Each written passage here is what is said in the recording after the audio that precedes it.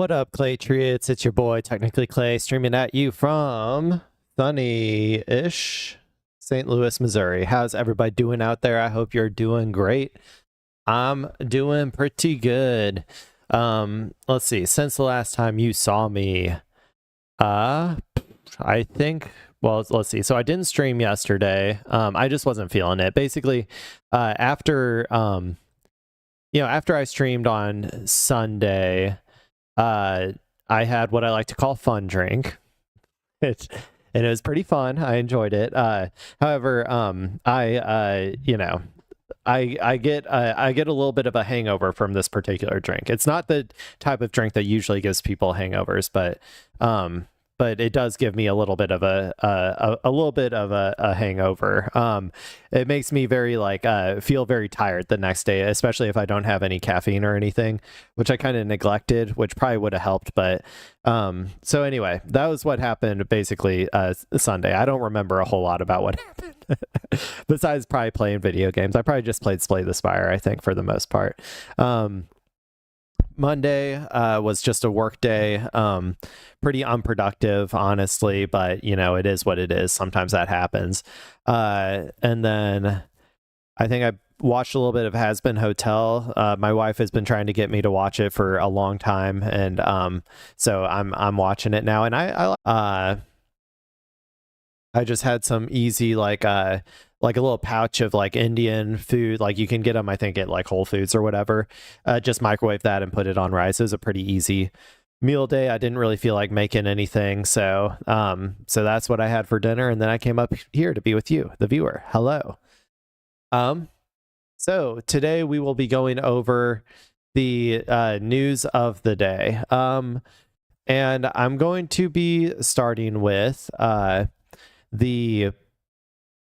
let's see, I'm going to be starting with Iran like I usually do. So basically I say, with all of that being said, let's just hop right in. Let me just have a little.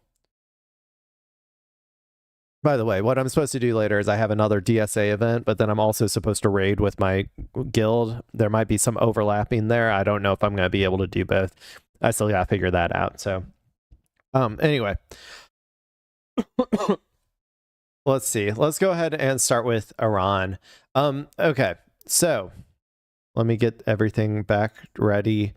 This isn't what I want to start with. This should go at the end. Where is... Oh my gosh, these are all out of order.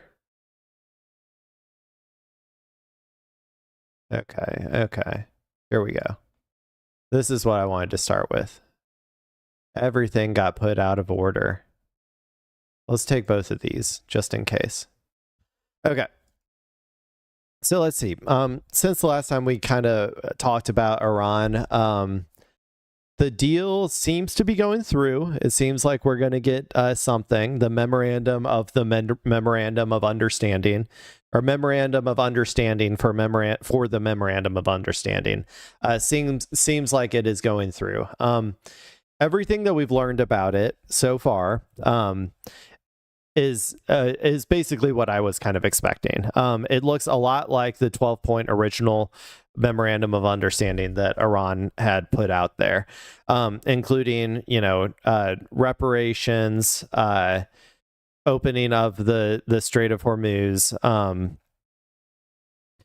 lifting of sanctions, a removal of American military members from the region. I can't remember everything that was in that original memorandum, but yeah, it looks like it's looking a lot closer to what I was expecting, a lot closer to what Iran has been saying than now. We don't have the full text yet. Oh, and then also obviously the Lebanon front, which I'll talk more about that in a sec. Yeah, like I said, it looks a lot closer to what Iran was wanting, and subsequently, the entire media apparatus seems to be freaking out a little bit. Now, we don't know what the actual text is going to end up looking at. The key things that I'm looking for when it comes to the actual text, when it does come out, and what I'm going to be hoping we get some information on from some of these videos is how detailed is the Lebanon part, right? Does it include a full withdrawal of Israel from Lebanon? Because if that's not a part of it, then I got news for you. I don't think this is going to go that far. But then there's like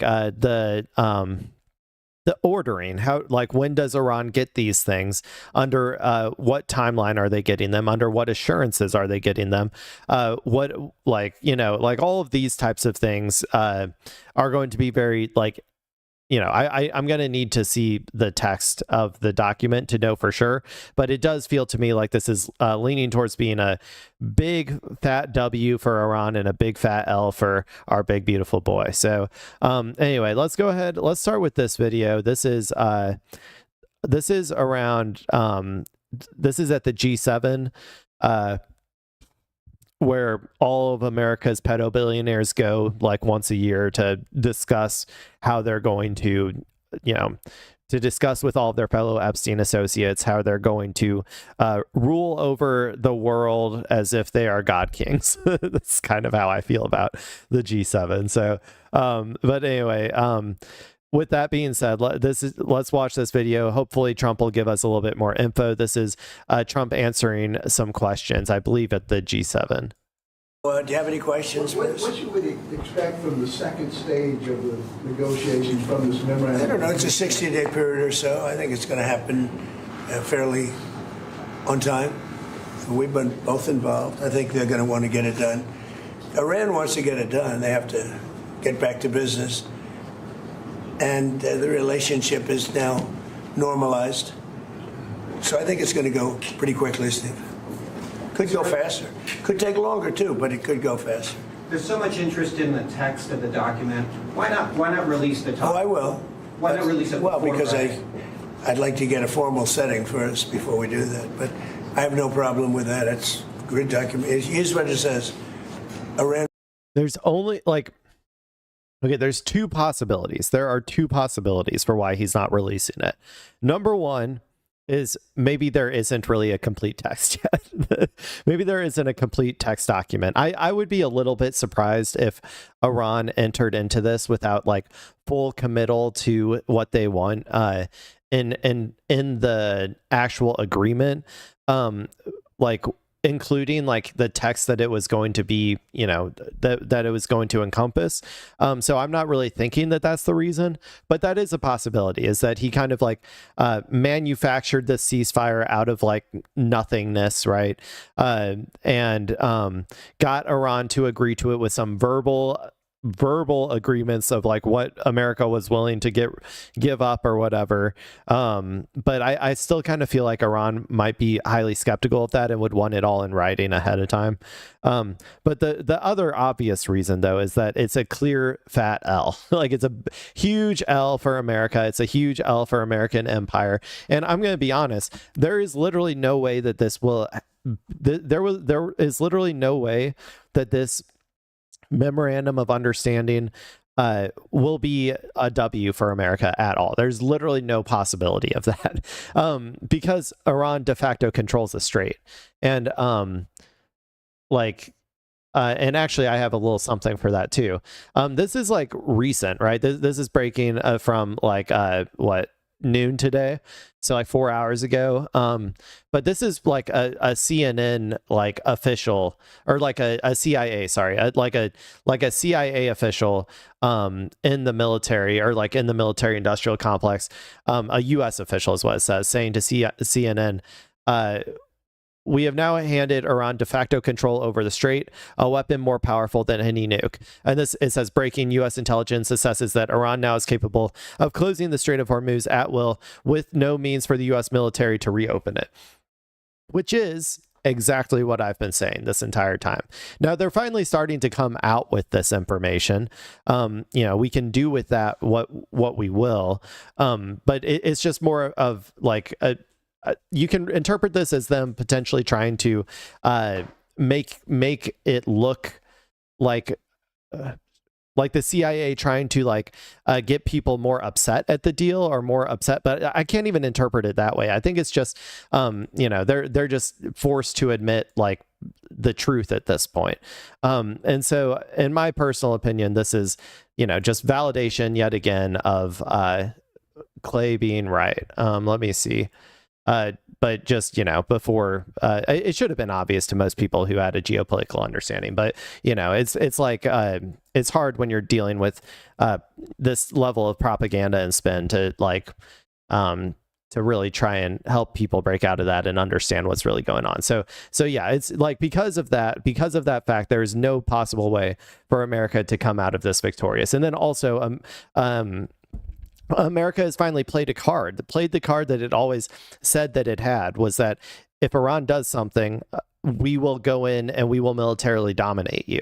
Like, that was a card that America always had. And Iran has been preparing for that for a long time. But it's only under war. It's only when, under wartime, that these hypotheticals of the hypothetical of Iran controlling the strait, or the hypothetical of America, going in and collapsing the regime or whatever. It's only under actual war that these hypotheticals get forced into reality, and we get to see what the actual real material capabilities of people are.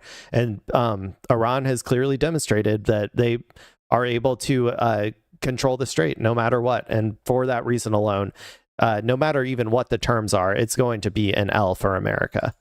And we'll never have a nuclear weapon. That's what it says. It won't have one to buy, to develop. They will not have a nuclear weapon. And I would say that's about 99.9% of what I wanted, because we couldn't let that happen. You couldn't let that happen. This is a retreat. This is a retreat from the original demands of the goal, or the original goals of the war, sorry. And it should be interpreted just as such. You should not read it. I've said it a million times. I'm going to say it again. The nuclear issue is not an issue. It is. Iran has said they have not wanted a nuclear bomb for the entirety. I thought maybe after this, they might want to race to a bomb. It doesn't seem like that's the direction that they're going. It seems like they believe that the control they can exert over the Strait of Hormuz is worth more than any nuclear bomb could ever be. So the retreat to this as the main terms that they are trying to get is just like, now narratively they can say, oh, but this time for real though, they're actually going to stop doing their nuclear development. And they won't have a nuclear weapon. Now, in addition to that, the strait is going to be open toll-free. And it's toll-free beyond the 60 days. It's not, somebody said, oh, it's toll-free for 60. No. It's toll-free, period. When it opens permanently, it'll be toll-free. We'll see. I want to congratulate our Navy, because the naval blockade was unbelievable. But I'll not only release it, I'll probably have a press conference and read it to you word by word, so that the press covers it accurately, because it's a very important. We also have to be highly skeptical here, because this is looking a lot like what happened with Gaza too, right? Now there's a big difference here. Like, so when it comes to Gaza, he came out, he read his big beautiful sheet of paper, and his big beautiful words, and he came out and he got to play the peacemaker, like, on TV that he always wanted to be, and get his FIFA peace prize and all of that shit, right? Like, all of that happened with Gaza. But remember, undergirding that entire thing is Israel's continuous genocidal attacks on the Palestinians, for which they are currently not responding. Hamas is currently not responding to these attacks. Now, that might be because they think that there is some way towards getting some negotiated settlement through this board of peace, and that's the reason that they're doing it. I don't know what their what their thoughts are, but Israel's not going to stop regardless, right? Israel is going to continue their genocidal assault regardless of what what's going on, and the board of peace is just a thing to sit over it to make it look more legitimate. But so what he's saying here of how he's going to read these, words on paper, so the fake news media doesn't get it twisted or whatever, it sounds very, very similar. But the problem with Trump trying to do the exact same thing to Iran that Israel has done to Gaza is that Iran is not Palestine. Iran is not Gaza. Iran has the military capacity to hit back if Israel violates the ceasefire as much as they're obviously going to, which is, again, why I'm not quite so sure that this is actually going to go anywhere, because Israel is going to violate the ceasefire. They already have, and they're going to continue, and they're going to continue escalating. And at some point, Iran is going to have to respond. At which point, what happens? You know, like that's where it's all a little bit up in the air to me. I don't see any way for Iran not to have to respond at some point, unless America actually decides to go in and rein in Israel. But I don't think they're going to do it. Important document, and unlike Obama, who could have destroyed the Middle East with a horrible JCPOA, it is the worst agreement. That was a road to a nuclear weapon. Mine is a wall against a nuclear weapon. I mean, I see these people say, but we already had one. That was the words. He paid a fortune for it. We pay nothing. We don't pay. There was some statement, we're going to spend $300 billion. No. We're not. 300 billion with a B. We're allowed to go and invest if we wanted to someday in the future. We have no obligation whatsoever. It could be that Iran will turn out to be successful. And let's go ahead and read this real quick. Exclusive. Iran deal includes $300 billion fund, more than half of which already committed, sources say. This is from today at 1 o'clock p.m., so about 3 hours ago. It says commitments exceed $150 billion across 5 regions. The investment fund vehicle contains no government money. New fund is separate from frozen asset talks, says source. Fund only becomes operational after a final U.S.-Iran deal is signed. So a $300 billion private fund designed to trigger investment into Iran is outlined in the U.S.-Iran framework. So this is the reparations portion, right? It's a fund to be paid into by the Gulf states and potentially America through the Gulf states, or however they want to do it, to funnel this money into rebuilding Iran. Due to all the damage that was caused to Iran. I think Iran estimates at least $300 billion worth of damage had been done. So that's where they landed on that number. More than half of that sum has already been committed. A source with direct knowledge of the deal told Reuters. The fund is designed to give both sides an economic incentive to conclude a final deal, said the source who spoke on condition of anonymity because the plan has not yet been announced as Washington and Tehran prepare to sign on Friday. U.S. and Iranian officials said on Sunday they had agreed on a framework to end the war, which began when U.S. and Israeli forces attacked Iran on February 28th, halt the U.S. blockade of Iran, and reopen the Strait of Hormuz, a key supply route. Let's see. The new fund is a private investment vehicle, not a reconstruction or reparations program. It will not include any government money or grants. That's what I'm saying is this is all just words. Like this is all just like rhetorical trickery to like try to sell it. It says not a reconstruction or reparations program, but that is what it's going to be used for. The source said, adding that companies based in the U.S., the Gulf Arab states, Asia, South America, and Africa have agreed to commit financing. Again, this is just I think that this is just going to be money getting funneled through these private companies to Iran. This is just a way so that it doesn't look like America is directly giving cash to Iran. I think that, in my opinion, that's probably the primary reason for this. Let's see. A senior Iranian source told Reuters that Tehran had originally sought $400 billion as compensation for war damages from the U.S., but Washington had said it would not provide it. The idea for the fund, which is to be renamed the Reconstruction and Development Fund, had then emerged. Yeah, again, that's what I'm saying. This is just a rhetorical trick, whether it was proposed by Iran or Trump, just to try to make it more palatable. The mechanism envisages regional countries contributing in various ways.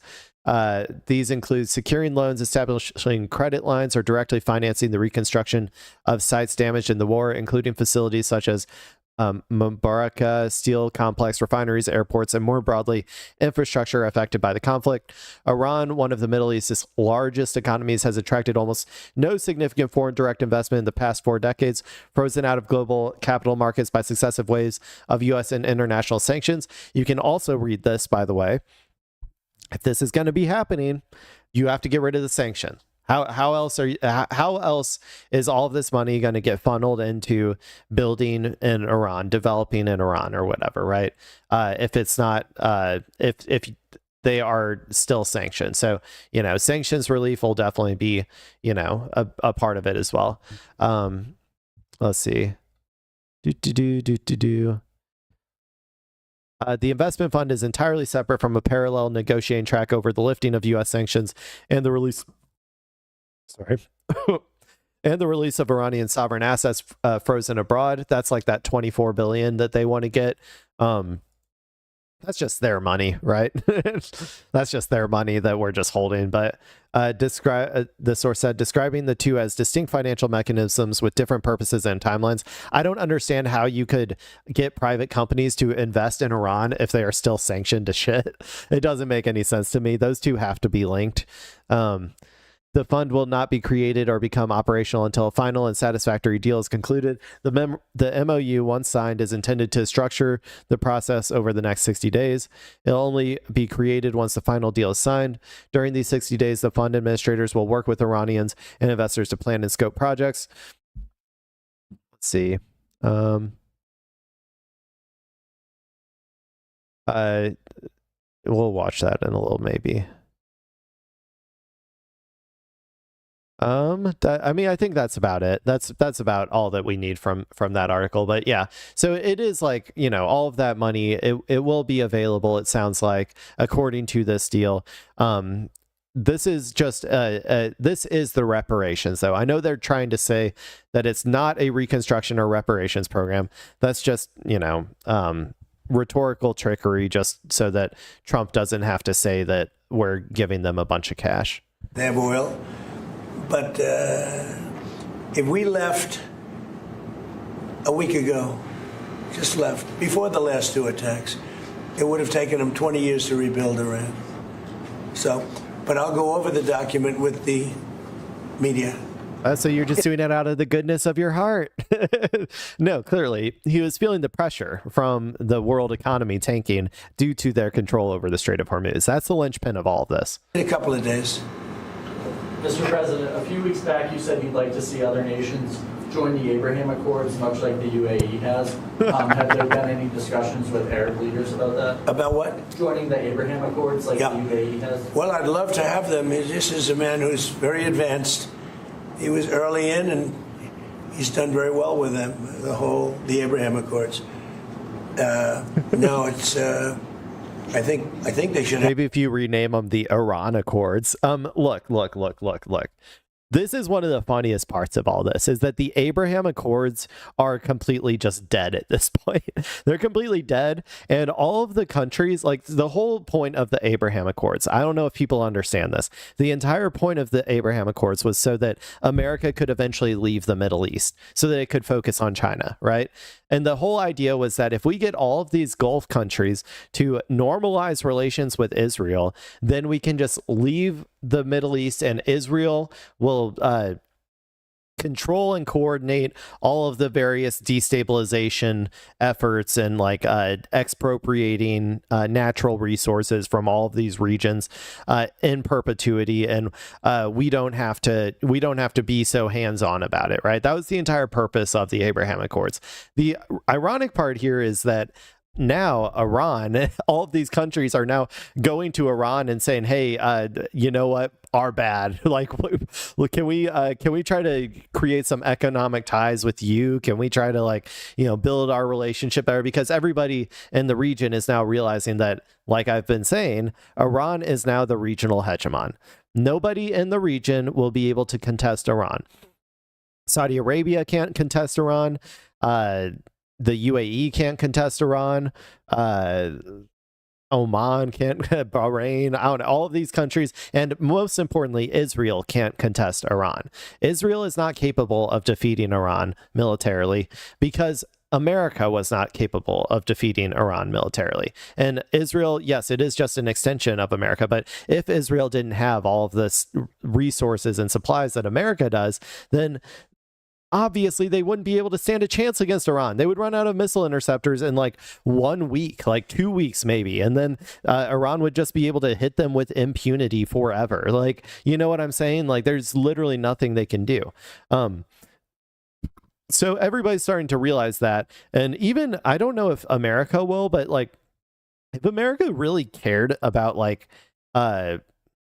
it would be impossible.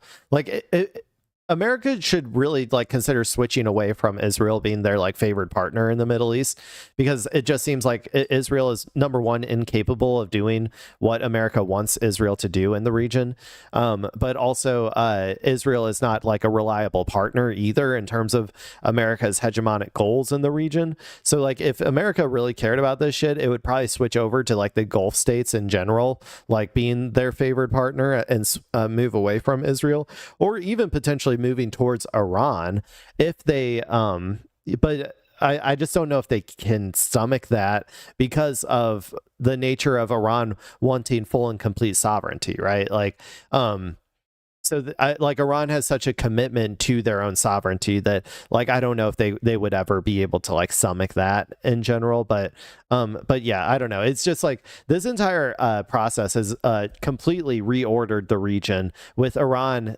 Like Iran is now like way up here, then like Israel down here, and then all the Gulf states below, is kind of what it feels like to me. Happening, the big impediment to the Abraham Accords. We have our original countries, very smart countries, every one of them. Do you notice that even during that period of conflict, nobody dropped out? Nobody said, oh, gee, I'm going to drop out. Nobody. I think they're all going to come in now into the Abraham Accords. The only conflict was a place called Iran. And I understand that, it's a little bit tough when people were afraid of Iran. But I think they're going to all start coming in now. Yeah. Good question, actually. Mr. President, what do you say to Republicans like Senator Lindsey Graham, who is skeptical of the MoU? Lindsey is skeptical? Yes. I'll have to talk to Lindsey. He'll be in big trouble. Lindsey's good. Lindsey's fine. He's not skeptical. He's just fine. Look, this agreement covers something very nicely. We're not paying for anything. We're not doing anything. The markets now are higher than they were when we started. Remember that. Congrats. The stock market now is 2,500, maybe even more than that, points higher than it was when we said. It's pretty amazing. This agreement's about one thing, that Iran will never have a nuclear weapon. Never, ever, ever. The rest of it's irrelevant, frankly. Senator Graham also said that an eventual agreement with Iran should be sent to Congress for review. Would you do that? I never thought of it, but I would. I wouldn't mind. I mean, the Democrats, we call them Democrats because they're dumb people. The Democrats are, well, what I'd like to do is send it to Congress saying you shouldn't approve it, and I'll get it approved. Whatever I say, they want to do the. Oh, he's saying they're just it's opposite day. We got you. We tricked you. This is stupid. Like it's stupid. Number one, that you're allowed to get into a war, but then you have to go to Congress or something to get out of the war. As far as I'm aware, there is no law stating that like you need congressional approval to end a war. Like I do think the president can unilaterally like end a war. But I think that getting into a war, you need congressional approval, generally speaking. But okay, well, there he is answering some questions over at the G7 summit. Let's see what else we got. Yeah, this looks like the same thing, so I'm actually going to skip it. This looks like the same thing, but from a different angle. But let's see. Here, so we talked a little bit about how this war has been like restructuring the region with Iran as the hegemon, right? And a part of that is enforcing regional stability, right? Regional stability outside of your boundaries. That is what makes you a regional superpower, is that you're not just impacting your own country, you're also, making commitments to other countries abroad. So part of that is the Lebanon front. This is a key aspect of, from Iran's perspective, of the Memorandum of Understanding. According to some sources, Iran got commitments from America for Israel to withdraw from Lebanon in its entirety. I'm a little bit skeptical of if that's what the text is going to say. I mean, I would love it. I would love if that's what the text says. Like, that would mean America would straight up have to tell Israel to, march out of Lebanon, like a humiliation ritual, just like marching them back into their own borders or whatever. But I just don't really see that happening, like, to be honest. But anyway, I could be wrong. I could be wrong. Maybe that will be in it. But let's watch this video real quick. This is from the FM Aragchi. This is on Al Jazeera English. During the first round, the most important topic at that moment were the announcement of the end of the war, and accordingly, and since the start of Monday morning, after reaching the agreement Monday, I mean Tehran time, the announcement of ending the war was released, but the official start of the Memorandum of Understanding will be on Friday. The announcement of putting an end to the war was announced Monday morning.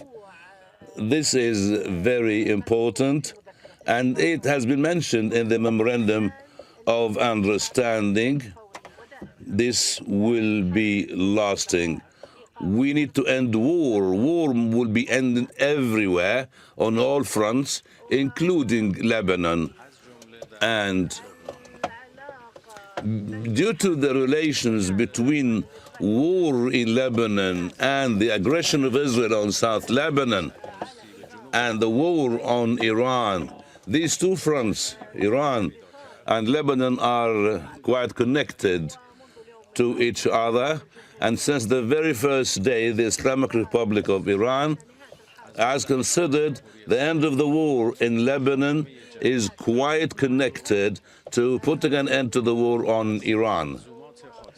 And at the time where we reached an agreement regarding a ceasefire, the truce was announced on all fronts, and we were confirming the Lebanon front as well. Now, we can say that the end of the war in Lebanon will be also connected and related to the end of the war on Iran. I'd like to say something now, and I want to confirm that. From our point of view, the parties of the Memorandum of Understanding, America, Israel, one side, and Iran, the second, and Hezbollah, the second front.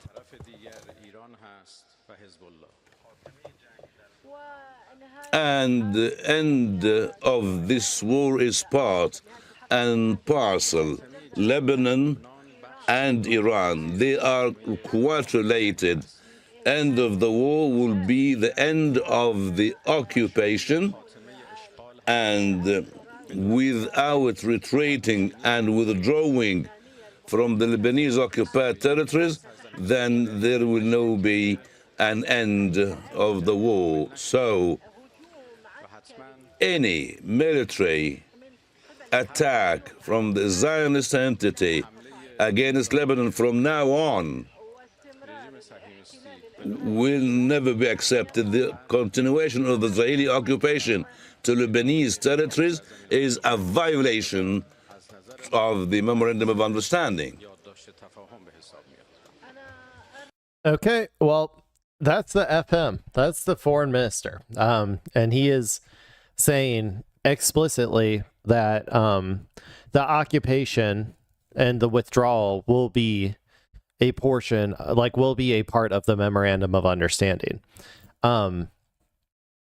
which is an explicit difference from what Israel is saying right now.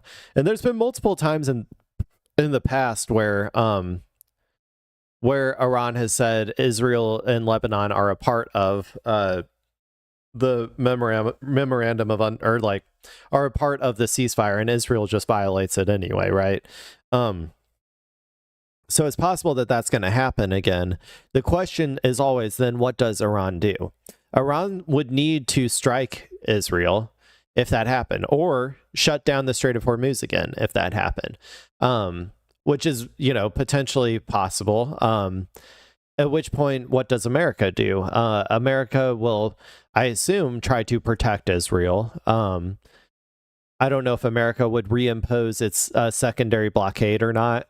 I don't know. This is where I'm like, I still don't see how this actually happens unless the Israelis are straight up forced to leave from Lebanon. Like America says, we're going to withhold arms and stuff if you don't do it. So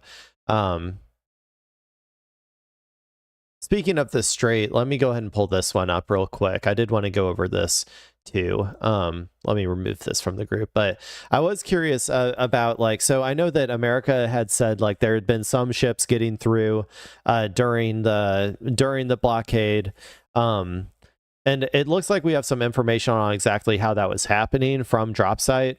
And I mean I had talked about it before. They said it says 90 million barrels since early May.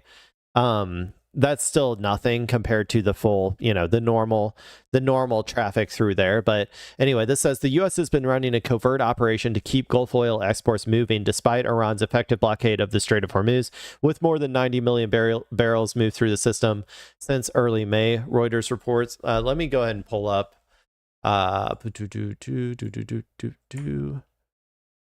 Let's see what this looks like.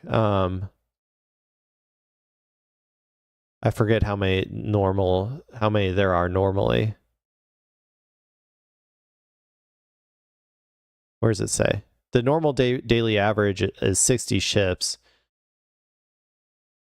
But where's the daily throughput? Is this DWT? What's that stand for?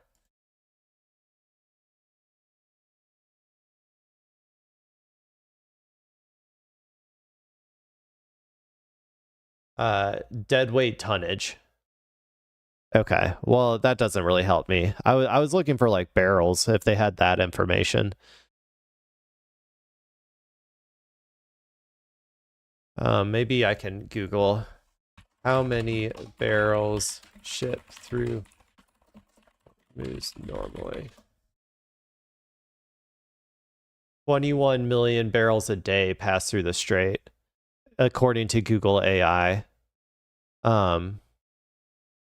So 21 million barrels pass through the strait per day. Yeah, per day normally. So there was essentially 3 days worth in about 2 months. That's about what I remember from when I looked at the ship traffic. It was about 2 ships worth happened within the past couple months. So, I think that kind of makes sense. It says rather than sending fully loaded super tankers through the strait, smaller tankers transit the waterway under a U.S. managed security and surveillance network, then transfer their cargo offshore to waiting very large crude containers at 2 locations off the coast of Oman and the UAE. Citing satellite imagery, shipping records, and more than a dozen sources, Reuters say at least 92 vessels have taken part in the ship-to-ship operation since early May, employing techniques similar to those Iran has long used to bypass sanctions. So essentially, America is just jacking Iran's sanction evasion strats, it sounds like. U.S. officials denied that CENTCOM forces are directly involved in the transfers. Reuters found no evidence that U.S. forces directly escort the ships or participate in the transfers themselves. Energy Secretary Chris Wright said last week that the U.S. military has helped restore the flow of roughly 7 million barrels of oil per day out of the Persian Gulf. That can't be right. 7 million per day? I mean, it's still only 1/3 of the traffic, but still, that seems like I don't know. That seems not quite right, but maybe it is. Who knows? It is drop site, but I just don't know if this Chris Wright person is that trustworthy. So But yeah, I forgot what else I had. Oh, I guess this is just this is just a video stating that the United States has lifted the naval blockade of Iran, but ships must still coordinate their transit through the Strait of Hormuz with the IRGC, according to Iran state TV. So it seems like they will be continuing to, manage the strait, even if there isn't a toll. But I still think there's going to be some sort of like environmental fee or something that they're going to begin applying. Okay, so anyway, that's kind of like that's the situation for what's like physically going on right now. Actually, before I move on, let me go ahead and read just a couple more things. This is from Mer News. So we're going to get some more from the Iranian side real quick.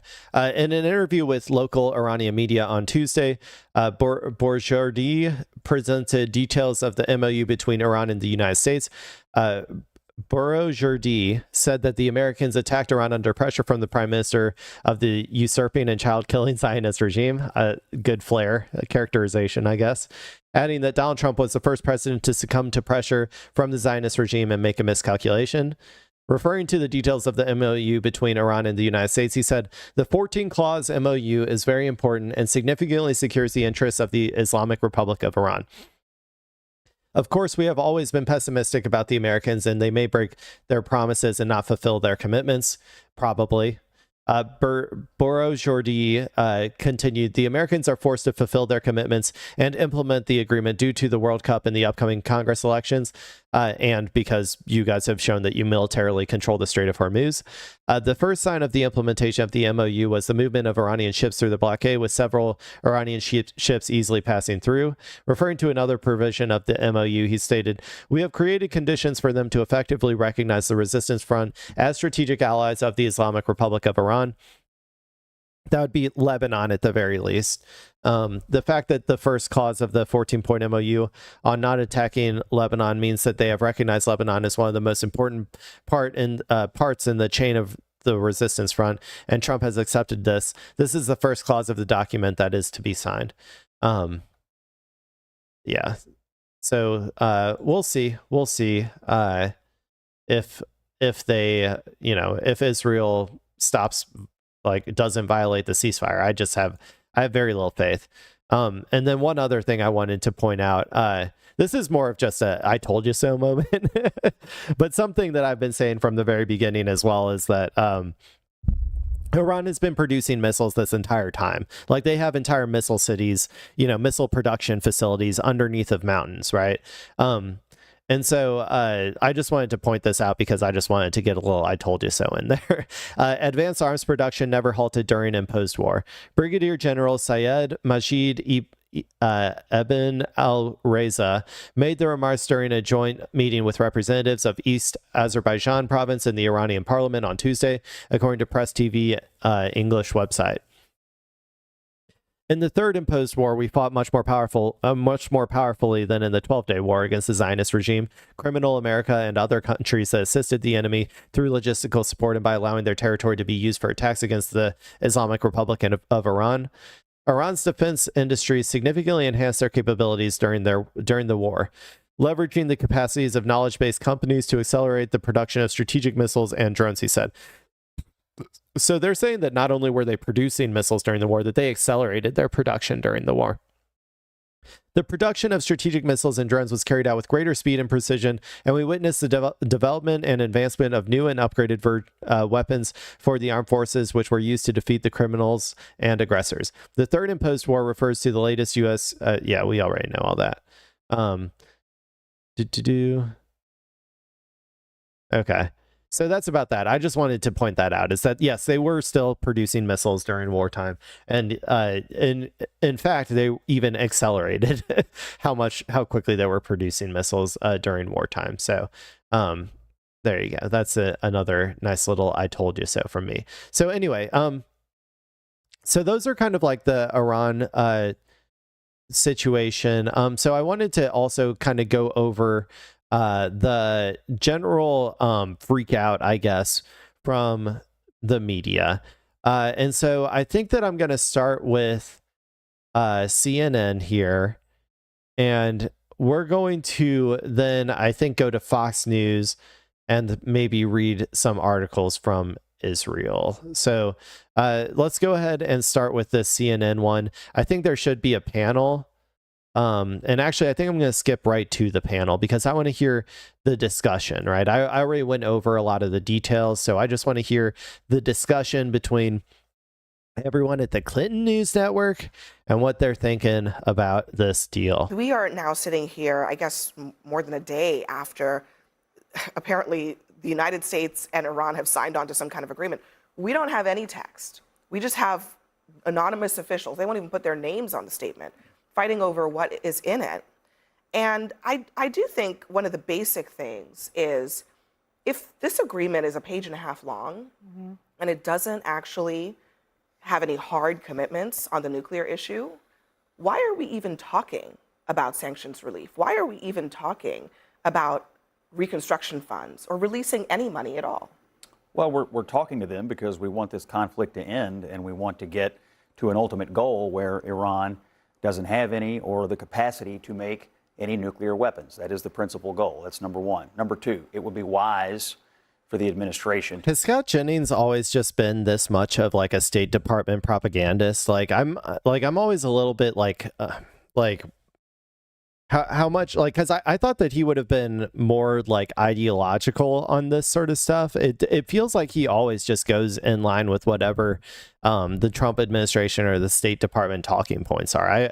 I guess I'm a little bit confused about how he usually behaves in these things. But anyway, it just sounds like he's kind of just rattling off the talking points that he got from the boss. Any nuclear weapons. That is the principal goal. That's number one. Number two, it would be wise for the administration to put this document out for everybody to look at. And they ought to do it as soon as they can, both for their allies who are interested, but also for the American people, because we've gone to war here. The American people deserve to know how this is going to come to an end. I want to know. Number three, I talked to the president on Sunday, and he was, telling me he was about to sign something with Iran, and he did. And he was excited to get the Strait of Hormuz open. But he said something very important to me, which is, look, if they don't follow through on their commitments, we will start hitting them again. He's clearly not taken further military action off the table. So we have some miles to travel down this road. To what end, though? To what end? We'll always end up at this exact same point at some point in the future. It's pointless. I mean, don't get me wrong. I don't see it not happening. What I predict is more likely to happen is that Iran is going to strike Israel. America is going to protect Israel, but potentially try to stop Israel from doing any sort of retaliation against Iran. I think that something like that might happen, or is more likely than America getting brought back in, because it really does feel like Trump is like done with this at this point. I don't know if he has the will to go back into doing like airstrikes again or whatever. The next mile will be on Friday when there's a formal signing. For the people who don't trust Iran, look, I agree with you. I think an Iranian signature is worth very, very little, but it could be worth something if the president keeps this Middle Eastern coalition together. What is your understanding of what this deal actually accomplishes? The accomplishment here principally would be getting all the nuclear material and destroying in this deal? Because that's not what's in this deal. No, that's the goal. No, I'm asking you, what do you think this MoU sorry, is I understand. Yeah. The Memorandum of Understanding. Yeah. So 60 days, ceasefire, open the Strait of Hormuz, and you have a window to finalize the discussions about ending the nuclear program. The president believes he's got them to agree to do that. They have 60 days to finalize that. And again, I'll just stress, as he said to me on Sunday, if they don't follow through on that, I'll start hitting them again. Can I just say on the 60 days, though, first of all, you believe this can I just say that on what Scott was saying on the MOU, 60 days to negotiate anything with Iran when it comes to its nuclear program. We're not even talking about its ballistic missile program, its support to its proxies. 60 days is aspirational at best.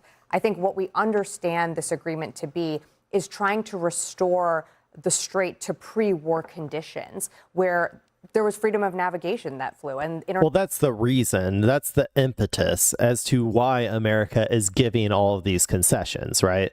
It is because Iran has controlled the strait.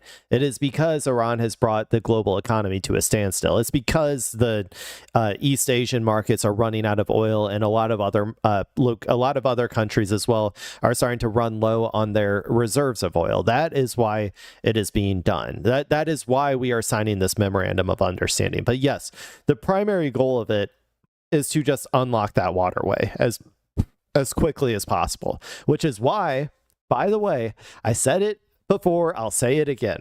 The stupidest geopolitical strategic decision I've ever seen for Trump to re-blockade the strait after Iran said that they were going to open it up, because that would have given him infinite leeway to drag this out as long as he wanted and to potentially not agree to some, terrible capitulation or whatever, or like not as much of a capitulation if he had decided not to do that. But he listened to the fucking Israelis who told him to just keep the secondary blockade on even after Iran removes their blockade. And so then Iran said, nope, we're just going to put it back up then.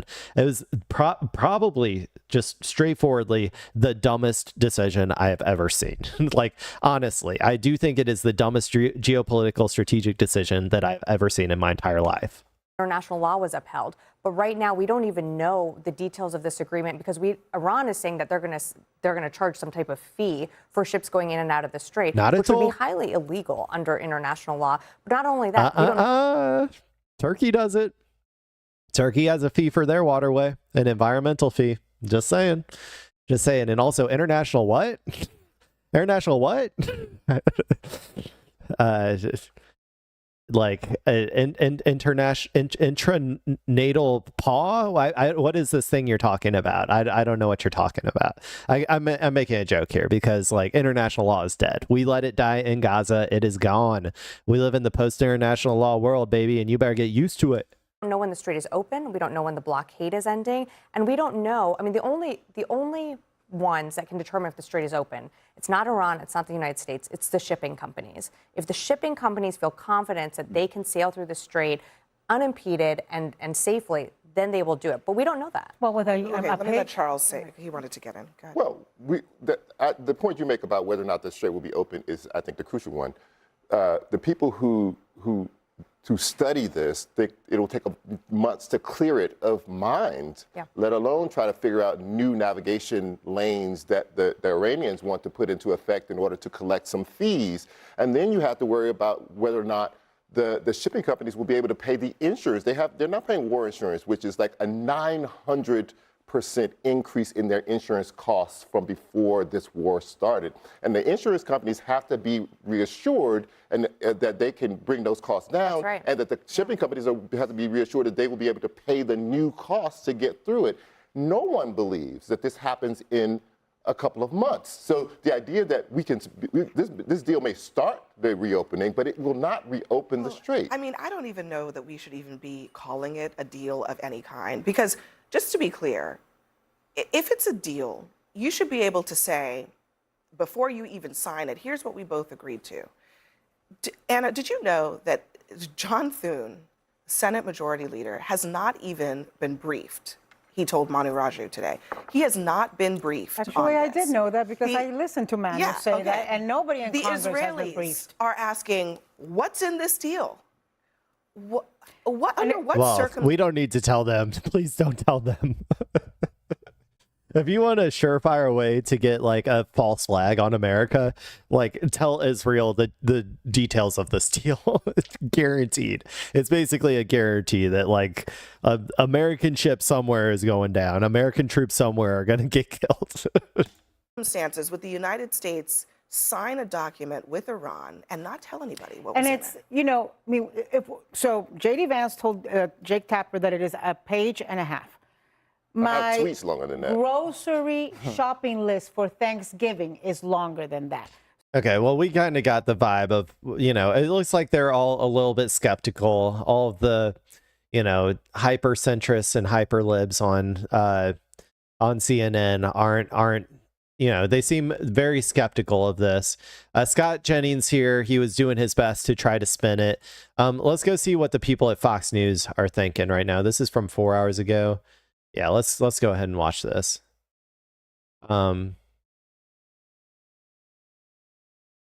Let's see. I think I'm going to go ahead and start with like right around here. We'll listen to Trey, Tel Aviv Trey, talk about this. Well, I'm also going to look and see if there's anything new from Fox News up. As journalists, we must continue to ask difficult questions about this agreement. One of those questions is what if? What if the Iranians are unwilling to make those concessions at the negotiating table as it relates to their nuclear program? Yeah, guys? It's a great question, and no doubt one that's going to come up at this G7 summit today and into tomorrow. And we are awaiting President Trump's meeting, Trey, with the Emir of Qatar. Could happen any minute now. But when it comes to Qatar, it's a complicated country to dive into and think about because they have been a great mediator in all of this, but at the same time, they were also a safe haven for top Hamas leaders for a while. So how should we view Qatar as a player in all of this? Yeah, the Qataris played a critical role in getting this deal across the finish line. A diplomat familiar with the situation told Fox News the negotiating team from Qatar was in Tehran ultimately when this deal was reached. And they have acted as a backdoor intermediary for the United States to work on some of the finer details. I do want to give you some new information, though, that we're getting from Iran's foreign minister, who spoke from Tehran just in the last 2 hours. And he said this as it relates to the issue of Lebanon in this agreement. Well, if he's just going to be doing what I'm doing, I was hoping, I want more like, you know, meltdowns, right? That's what I'm looking for right now. All right, President Trump is about to cap. Here, let's see if this one. Okay, let's see what an expert is thinking from Fox News's perspective. So, let's see. So here's the response, right? I assume we already watched that video of Trump here. Let's see what this guy's analysis is going to be. You get a fortune for it. We pay nothing. So we don't know if we can compare it to the JCPOA, but certainly a lot of people are rushing to do so. Should they just hold their fire until we know what's in it? Well, John, it's great to be with you. Yeah, we should all just hold our fire. We should get a chance to see this document just as soon as possible. Everybody's out telling stories. The Iranians are out telling stories. The Israelis are out telling stories. There's reporters who think they've got the latest scoop. Let's see what the document actually says. President Trump can't go back to the JCPOA because he's already done far more than Barack Obama ever did. Right? The Iranians are far, far, far away from a nuclear weapon compared to where they were when President Obama and Secretary Kerry and Robert Malley and Wendy Sherman signed a horrible deal that put the whole world at risk. And so we're already in a better place. What I hope is that the stories that there's going to be a lot of money transferred to the regime because we think they're going to become a normal nation and they're going to give up their desire for a nuclear weapon. John, I must say my interactions with the Iranians, my observations are that is not happening. They do not want to be a normal nation. They're not sorry for what they've done for the last 47 years. They are theocrats still intent on the destruction of Israel and the United States of America. And so we need to take down their capabilities. That means no money. That means an effort to make sure that it's very difficult for the regime to continue to kill its own people. If the deal can achieve that, it will have been a successful outcome and a worthy campaign by President Trump and our military. To your point there about the money and whether or not Iran should receive any, we hear that somewhere built into this deal, there's this idea of an up to $300 billion fund that would be fronted by Gulf nations to help Iran rebuild infrastructure, oil infrastructure, electricity infrastructure, if they play ball and they fundamentally change as a nation. Here's what the vice president said about that this morning. You see the propagandists who are saying, here are all the things Iran gets. And the fine print, which actually the big print in the actual agreement is, they don't get any of that stuff unless they totally transform themselves as a country. And if they do, that's a huge win for everybody, for the region. If they don't, no skin off our backs. I mean, obviously, it would be a huge win for the region if Iran were to fundamentally give up its terrorist ideologies and its death. See, this is why it's stupid, though, because that's not a look. Terrorist is something that we as America define people as, right? It is our definition, okay? They do not consider themselves terrorists. In fact, they consider us terrorists. You know what I'm saying? Like, they have terrorist ideology in the same way that we have terrorist ideology, right? Honestly, I think our ideology is probably closer to terrorism than their ideology. If you want to go like definitionally or whatever, I've long said that I don't even believe that terrorism is like a valid like it's just it's a tool, it's a rhetorical tool in order to invalidate violence, right? Usually to invalidate resistance violence. And in that way, it is no different than calling someone a savage, right? Like when Americans called the indigenous people of America, they called them savages, right? And so like, so if you're, so when you're talking about this, like this imposed definition of them being a terrorist regime, the reason that we impose that definition is because they are a sovereign country who has resisted American hegemony, right?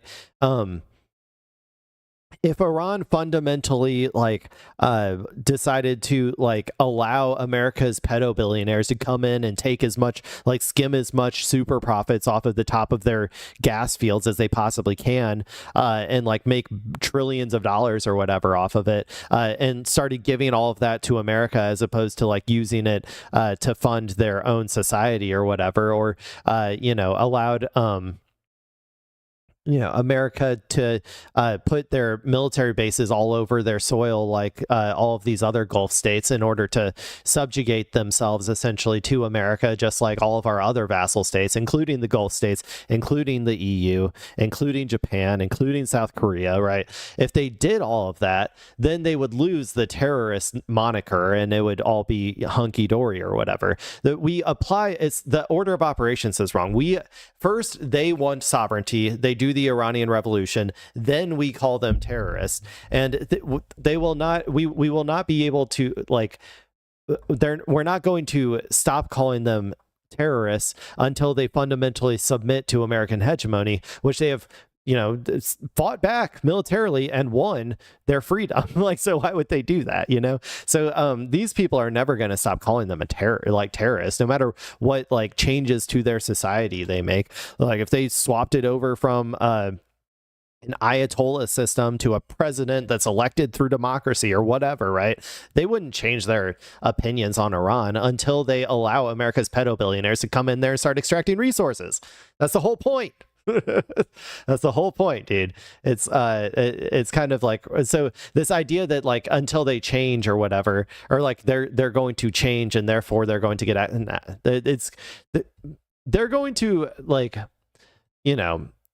I think that they're going to try to embed themselves more in the region through economic cooperation and ties, probably. I think that's what Iran is gearing at, trying to almost cement itself as the regional economic hegemon as well as just the regional military or military hegemon. So I feel like this stuff, it's another one of those things like the nuclear issue where it's not a real thing. It's they're going to give up on terrorism or whatever. That's a rhetorical device that can be both true and untrue at the same time, depending on what you need at the moment. So I don't know. I think that honestly, that's all just rhetorical trickery that these people are probably reading way too much into. To America and Israel mantra and become a functional member of the community of nations. But as you point out, there's very little chance of them doing that, which would mean, I guess, that there's very little chance of them getting any access to this fund. Yes, if the vice president's statement is accurate, and the Iranians, importantly, and the Iranians understand it that way, which has yet to be seen. By the way, not just the Iranians, the people who matter, not the guy who's going to sign the agreement, the IRGC, who's firmly in control, and the Ayatollah. If those folks decide they want to become a normal nation, sign me up for folks going in there and investing. But, John, I have to tell you, it seems like the probability of that is very low to me. Yeah. So fair enough, they won't get any money. What I hope does not happen is that we take our foot off their neck while we have the chance to achieve an outcome that is extraordinary for the United States of America. No, President Trump set the conditions for that. by giving. Wait, no, you don't. You don't have that chance. It's gone. You played your card and your card failed. You thought you had a royal flush and you had a two, like you had like a high queen. You know, like there's like there is no coming back from this. America fundamentally failed in this. And the funniest part, this is the funniest part, is that the reason that they failed is because they followed Israel into this war. Like, Israel finally got the war that they always wanted, the war that they've been gearing up for, that they wanted America to fight Iran for them, because obviously they're not capable of fighting Iran by themselves. They wanted America to fight Iran for them, and they've been trying to do this for decades, and they finally got it to happen. But like, it failed miserably. And so now that card is just gone. Like, you can't play it anymore. And it's like Israel in particular is just cursed by their own success, and we're cursed by their success by extension. Like, their successful lobbying efforts and their successful infiltration of the American government has just, like, produced these terrible outcomes. It's the same, dude. It's no different than what's going to happen inevitably when it comes to their constant expanding into all of these territories. Is that they just keep on pushing and pushing and pushing and pushing, even though they're completely gassed, even though they're completely washed. They're politically isolated. They're politically as weak as they've ever been. They're militarily as weak as they've ever been. Their future is up in the air, and they're going to just keep pushing and pushing and pushing. And eventually it's just all going to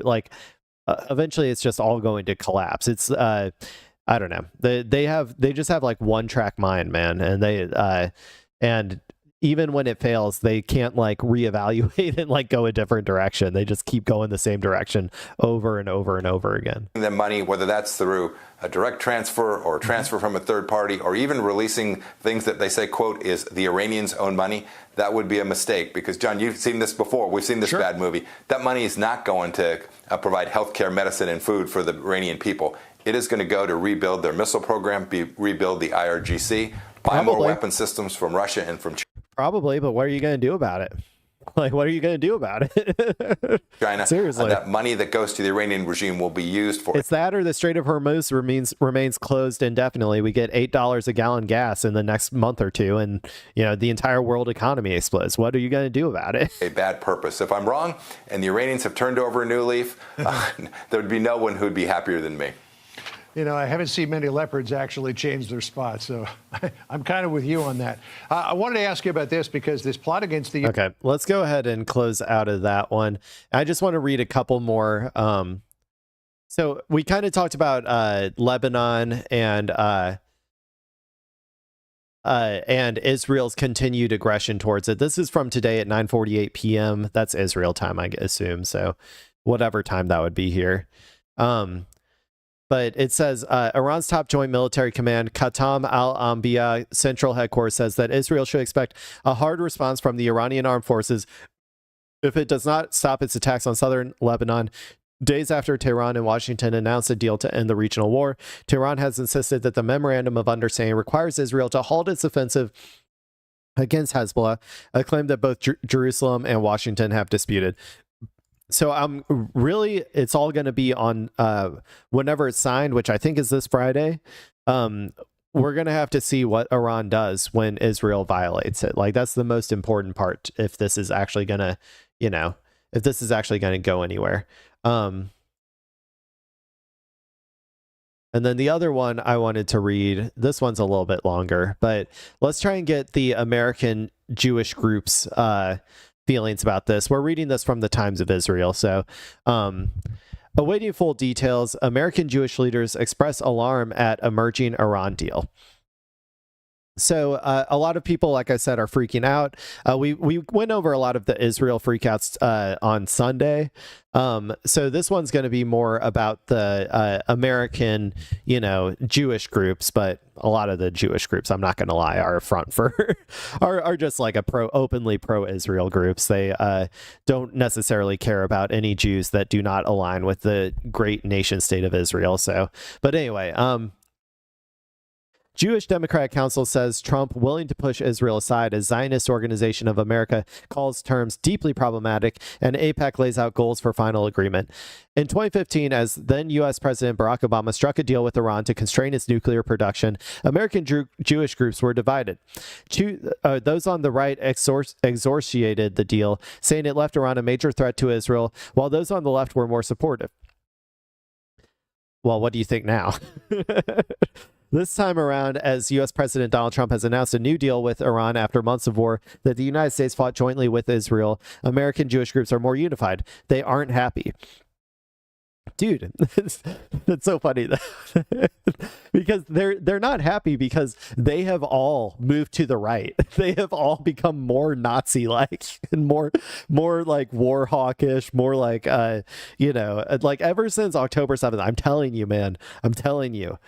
Ever since October 7th, Zionist brain disease has been going like running amok. It's a problem, man. It's a fucking problem. And so everyone in these groups moved from being like liberal except for Palestine, or like progressive except for Palestine, to just being straight up like right-wing fascists. They're like, no, throw everybody who criticizes Israel, throw them in the gulag. We need them locked up. Every pro-Palestine protester on campuses needs to get beaten by cops and thrown in jail. Like they have all started to align with the Trump administration and their goals of deporting anybody who like mildly critiques Israel. Like they have thrown away all of their progressive values, all of their liberal values, and they have turned into just straight up right-wing fascist aligned like people. Like it's insane. But anyway, that's why they're more unified, because their ideology has coalesced into what it always truly was. On the right and the left, Jewish groups are expressing concerns about the deal that Trump and Iran announced on Sunday night, even as its terms have not yet officially come into focus. Trump has emphasized that the deal reopens the Strait of Hormuz, which Iran closed after the war began on February 28th. U.S. Vice President J.D. Vance also told ABC's Good Morning America that the deal would include significant sanctions relief in exchange for Iran's agreement that it would give up its nuclear weapons program. But it's not clear what concessions Iran has made on the nuclear front. While there are no indications or other issues key to Israeli security, including Tehran's ballistic missile program and proxy network, have been addressed. Yeah, no shit. You don't have the power to address them. Look, if you had like wiped the floor with Iran, and if you had overthrew their regime on day one or something, then yes, maybe there would be a chance that you could get something like this or whatever, something like this to happen. But obviously, if it was the biggest L that America has ever taken, you're not going to be able to impose anything related to this. That would be ridiculous. Though Israel and the U.S. undertook the war jointly in February, Israel was not a party to the negotiations and has come under repeated criticism from Trump for jeopardizing talks with Iran. At worst, it's an admission of defeat by the United States. It is, said Haley Soifer, CEO of the Jewish Democratic Council of America, in a statement on Monday about the deal. The group was founded in 2017 as a successor to the National Jewish Democratic Council, which supported the Obama-era deal called the JCPOA. Soifer added, Donald Trump was so desperate to get a deal with Iran that he was unabashedly willing to push Israel's side, demonstrating yet again that Trump has no loyalty or commitment to anyone other than himself. That's not entirely true. That's not entirely true. While maybe some Democratic, president or something would have followed Israel into a ground occupation, maybe, right? That is possible. The fundamental problem here is that Iran controls the Strait of Hormuz. Nobody can solve that problem. America couldn't solve that problem. Israel couldn't solve that problem. Nobody could solve that problem. That creates a domestic pressure that, or like not just a domestic pressure, but a global pressure that is unmaintainable. It was always going to cause America to have to give up at some point. Okay. This is just when America decided to give up. Okay. That's what's happening right here. The right-wing Zionist organization of America, meanwhile, expressed gratitude to Trump for taking on Iran, but reacted to the deal as it had to the JCPOA with great concern. We call on the administration to disclose the terms as soon as possible, President Morton Klein said in a statement. However, the little that we know is deeply problematic.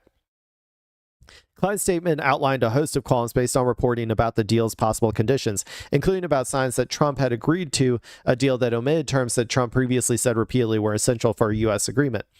It makes no sense for the U.S. to immediately give up its pressure on the Iranian regime. The blockade that was strangulating Iran economically, like I always say, every single time, one more sanction, just one more sanction, one more blockade. If we put one more blockade on top of the other blockades, this time Iran will collapse. I promise you, just one more. The last 900 sanctions we applied didn't work. The first blockade didn't work, but the second blockade on the blockade, I promise you it's going to work. It's going to work. These people are delusional, man. Without obtaining immediate removal of Iran's nuclear stockpile, decommissioning of Iran's nuclear facilities, and destruction of Iran's deadly missile stockpile, Klein said. Yeah, you know, if it was possible, if this was actually possible to do with that blockade, and it wasn't, you know, much more impactful on America than it was on Iran, then why wouldn't they have just kept it up? That's a great question. Ask yourself this, Klein. Is it possible that America ran into the material realities that it was unable to sustain itself? It was unable to sustain this campaign. Think with your head. Think with your head. Think with your brain. I know you got Zionism brainworms in there that are eating it like a fucking apple, but like, please just use your brain. Use your brain. Anyway, the progressive group J Street opposed the war from the start and said it welcomed its conclusion. Okay, thank you, J Street. I'll give you a thanks on that one. At the same time, it said in a statement, it is important to acknowledge a basic reality. This costly and illegal war achieved none of the sweeping objectives that were repeatedly invoked to justify it. The tragedy is that diplomacy had already produced a workable framework and also did not play the military card, which has now been played and is now no longer a threat. You know, I'm just saying, like, that was another benefit of the JCPOA. That's from an American imperial perspective, by the way. From an Iranian perspective, you know, they just want the sanctions, really. That's all they want. The JCPOA was, because they were never going to get a nuke, but the JCPOA was effectively constraining Iran's nuclear program until President Trump chose to abandon it. Yeah, on behalf of Israel. On behalf of Israel. You can't complain about this when Israel is the one fucking doing it. You know what I'm saying? Like, Israel is also the one who made us go into this war. So fucking just blame Israel. It's really like they are the ones who made this all happen. AIPAC, the pro-Israel lobby that was one of the strongest opponents of the JCPOA, issued a measured statement on the emerging deal. We look forward to learning the full demands or the full details of the framework for these negotiations, including whether the deal preserves the sovereign right of our democratic ally Israel to this is something that always is like, it breaks my brain. I'm like, you guys are Israel. So when they talk about like Israel in the third person, I'm like, are you talking about yourself in the third person? But then I'm like, oh wait, AIPAC is nominally supposed to be a US based organization. So that's why I always get so confused. I'm like, it's just a Israeli, like, you know, a Israeli influence machine or whatever. So that's why I don't know, I get so confused about that. But including whether the deal preserves the sovereign right of our democratic ally Israel to respond to the security threats it confronts, the statement said. Congress will play a critical role in working with the administration throughout these negotiations and in reviewing the ultimate agreement.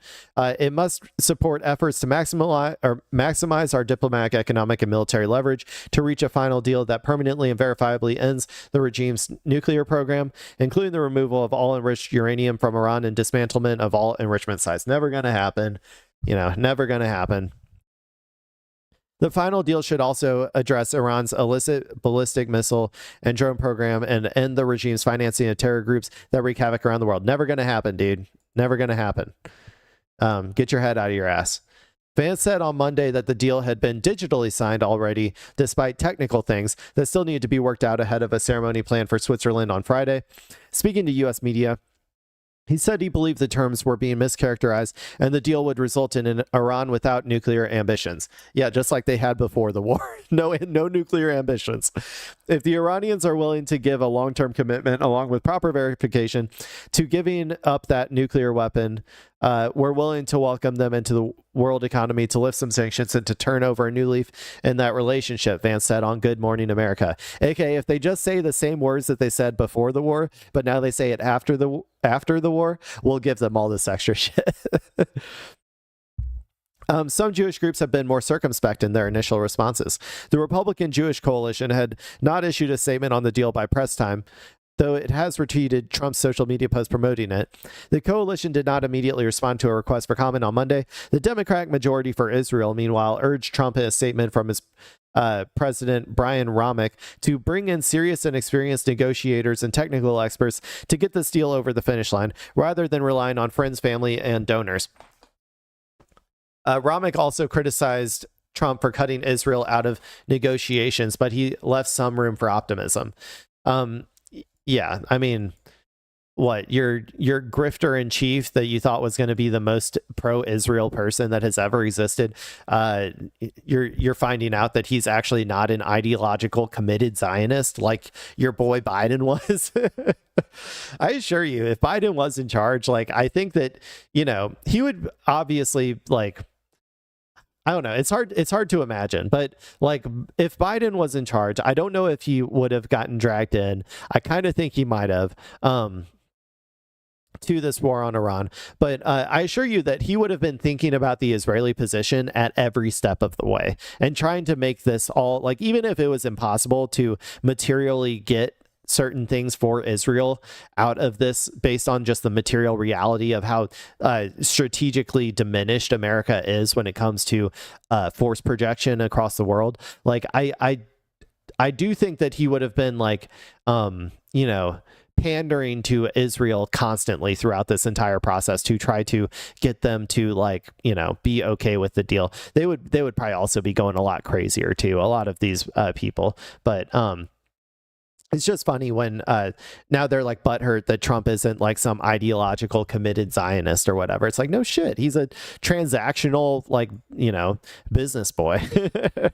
We continue to stand with the Israeli people who have been at war for more than 2 years, the people of Iran who have endured too many decades under a brutal regime and bravely demanded an end to oppression, as well as the Lebanese people who have lived under Hezbollah's Iran-backed occupation for decades.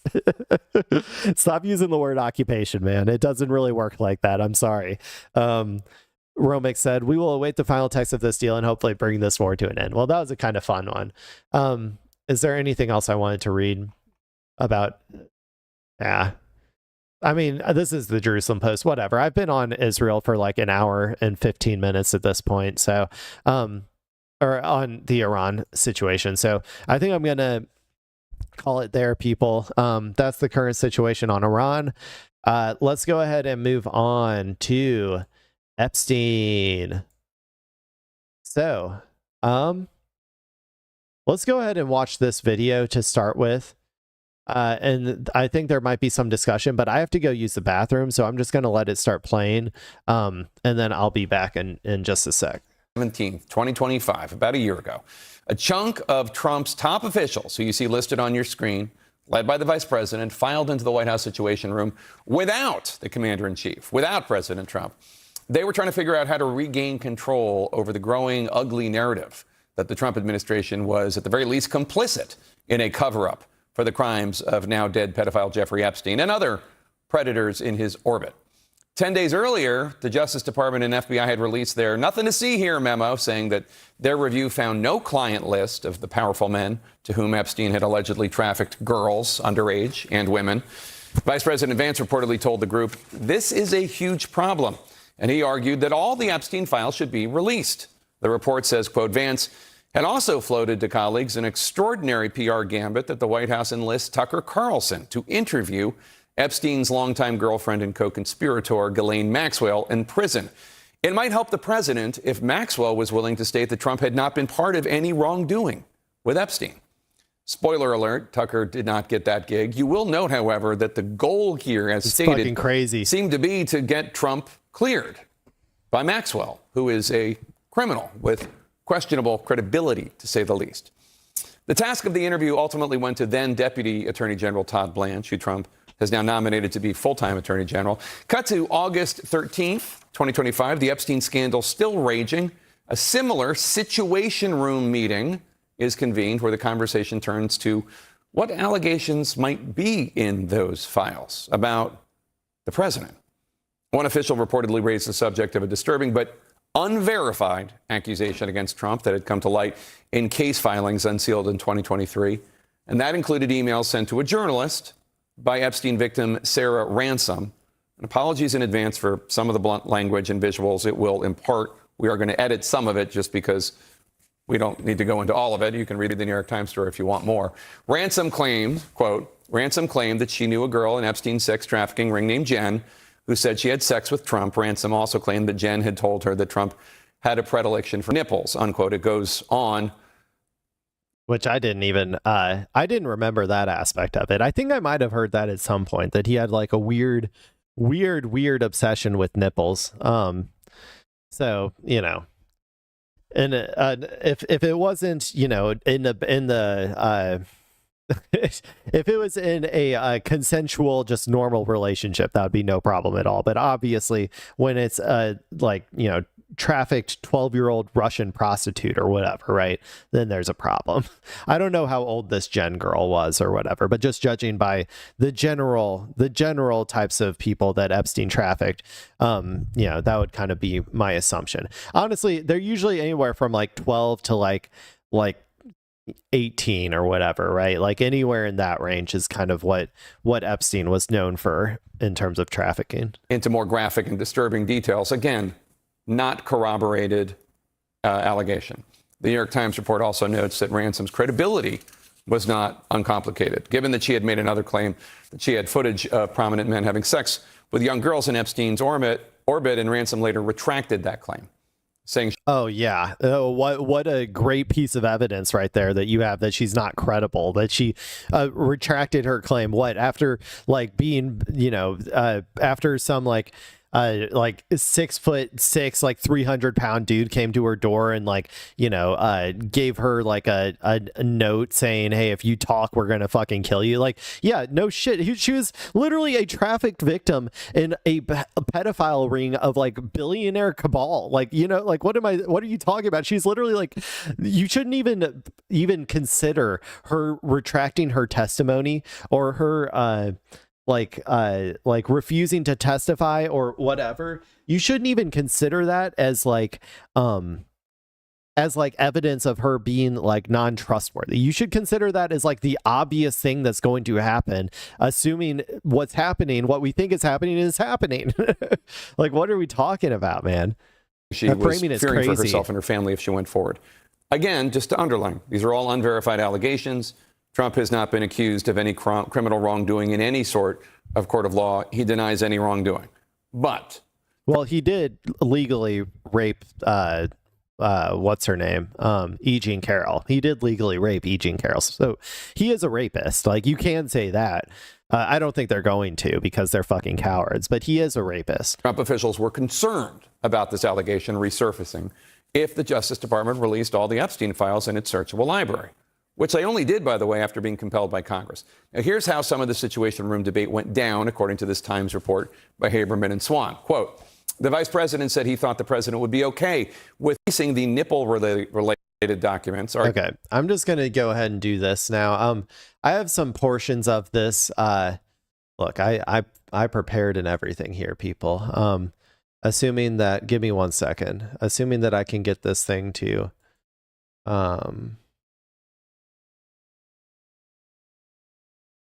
there's a window to the window. I think it's Epstein, this one. Okay, let's see if this works. Hell yeah.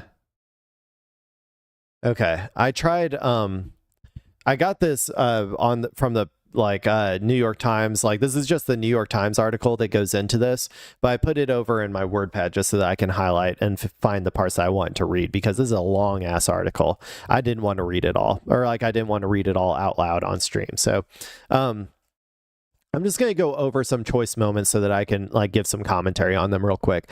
So this is from near the beginning of the article. Vice President J.D. Vance took a seat at the head of the table in the John F. Kennedy Center conference room of the Situation Room complex.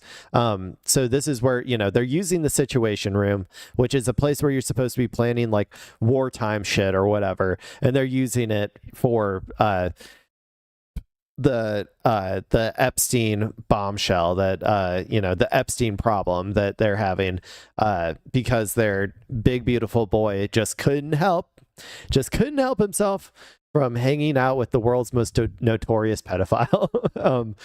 Let's see. This is a huge problem, he told the group.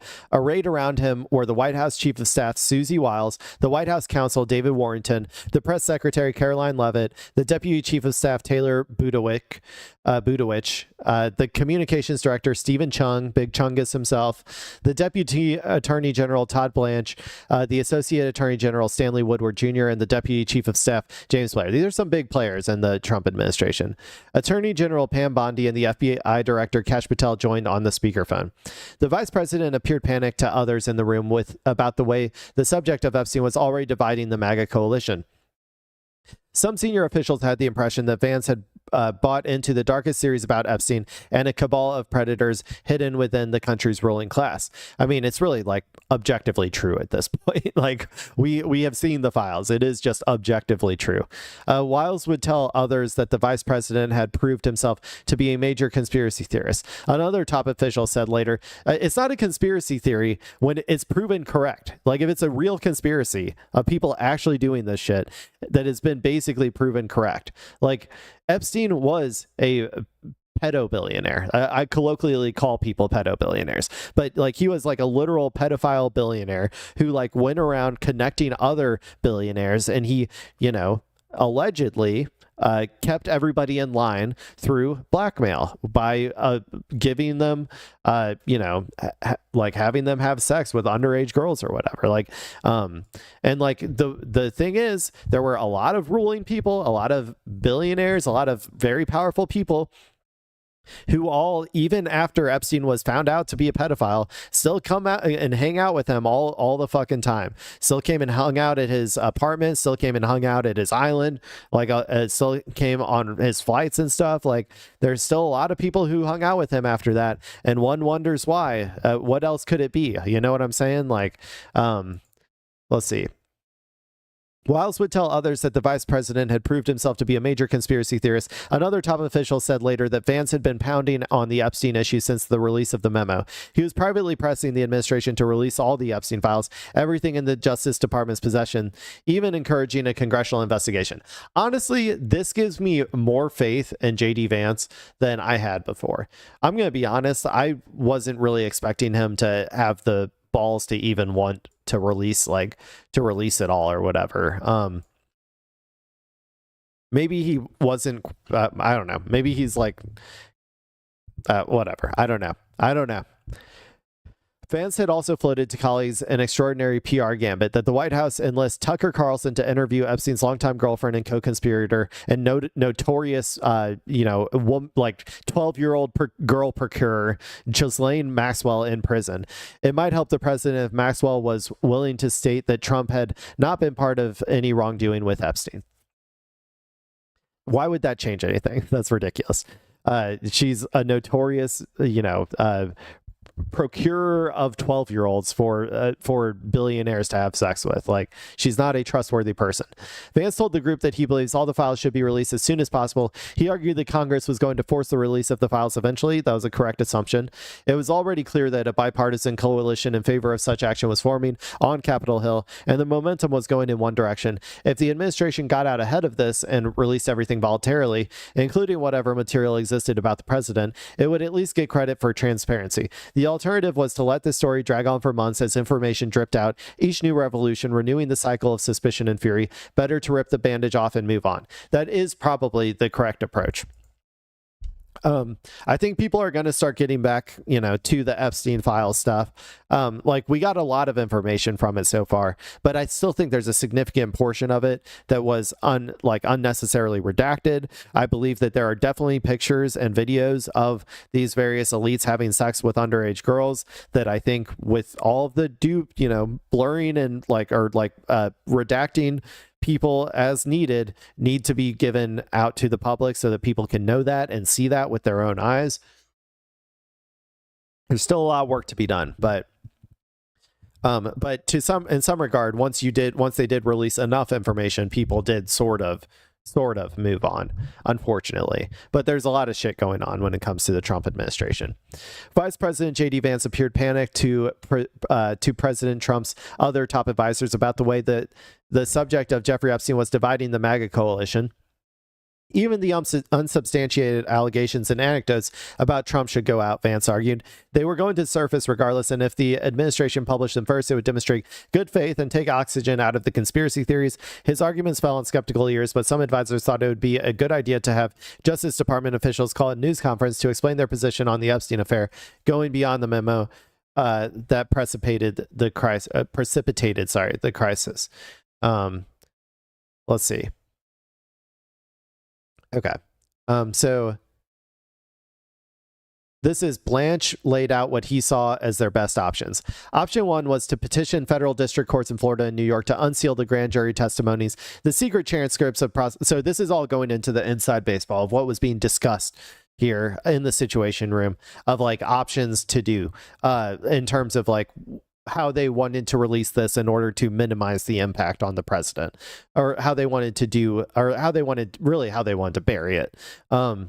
More likely, but option one was to petition federal district courts in Florida and New York to unseal the grand jury testimonies, the secret transcripts of prosecutors' presentations of witnesses and evidence in their efforts to obtain indictments in past Epstein-related cases, as those were almost certain to contain no significant new information. Everyone agreed that this position was a good idea, and not only because a release was unlikely to damage the president. Under the federal rules of criminal procedure, the secrecy of grand jury materials is regarded by most federal judges as almost always inviolate, and the bar for any release is exceptionally high. If the courts refuse to unseal them, as Blanche predicted, they could shift the blame for withholding the Epstein material away from the Trump administration and onto the judges. And all the better if the judges had been appointed by Democratic presidents. Blanche's suggestion would make it appear that the White House wanted the materials released when it was almost certain not to happen. So I need people to understand that this is what is going on behind the scenes with all of these decisions. Everything that is happening, everything that's being released, everything that's being told to us is being strategically decided in meetings like this, where there are a bunch of people trying to come up with the best way to release something or to not release something or to hide something or to bury something in order to minimize the impact on, it's not just on Trump, but on the system that we have, the system that we allow for people to accumulate so much wealth and power that we need a fucking cabal of pedophiles to keep everyone on the same page. You know what I'm saying? This is what they're doing. And you'll also notice that the one thing that none of them are talking about whatsoever are the fucking victims. Not a single one of them are being what would be best for the victims here? Not a single person in this room. They are all, even J.D. Vance, they are all trying to think of what is the best way that we can, fix this problem for the president or fix this problem for our other pedobillionaires or whatever the reason is, right? So I'm just saying, keep that in mind as well as I continue reading this. Option two was to have Justice Department lawyers question Maxwell and publicly release the transcript, a twist on the idea proposed earlier by Vance. Blanche offered to interview Maxwell himself. That's ridiculous that they would have ever thought that would work. What if we got her to talk to Congress, Vance suggested. That would probably be better, but still bad. Blanche raised the possibility that Maxwell's lawyer might expect something in return for her candor. Oh, wow. Warrington, the White House counsel, responded by laying out the available choices without advocating any of them. Maxwell could be given a pardon, he said, or she could have her sentence reduced. Jesus Christ. At that, several around the table spoke up to register their strong disapproval. Yeah, I just did too. Partying Maxwell, a trafficker of young girls, would create a huge PR problem, Big Chungus said. Stephen Chung or whatever. That's what he said. He predicted that in the wake of a pardon, the Epstein accusers would be fanning out on TV, telling their stories and ripping the administration to shreds. Blair was also adamantly opposed to the pardon. We can't offer Ghislaine Maxwell anything, he said. A, I don't know why we would. And B, if we give Ghislaine Maxwell any sort of break whatsoever, and then she turns around and says nice things about us, or says nice things about us, and we give her a break, it will undermine the entire point of her saying good things. That will feed the conspiracy theory, period. If there's nothing for her to say that hurts us, we shouldn't have to offer her anything. The consensus was that calling for the release of the grand jury material was the best course of action. Wiles told the group she would discuss the matter with Trump and ask if he would send a Truth Social post calling for the release of the sealed grand jury requirement. So yeah, there's the discussion about Ghislaine giving her that pardon that she wants so badly and might eventually get. There's also, she got moved to a a nice cushy prison place, like a minimum security, like she gets to have a puppy, like, that type of prison facility as well. So, some of that might have been contingent on her doing that video where she said that Trump didn't do anything. But okay, I got a little bit more here. The day the memo was released, Bongino showed up to a, let's see,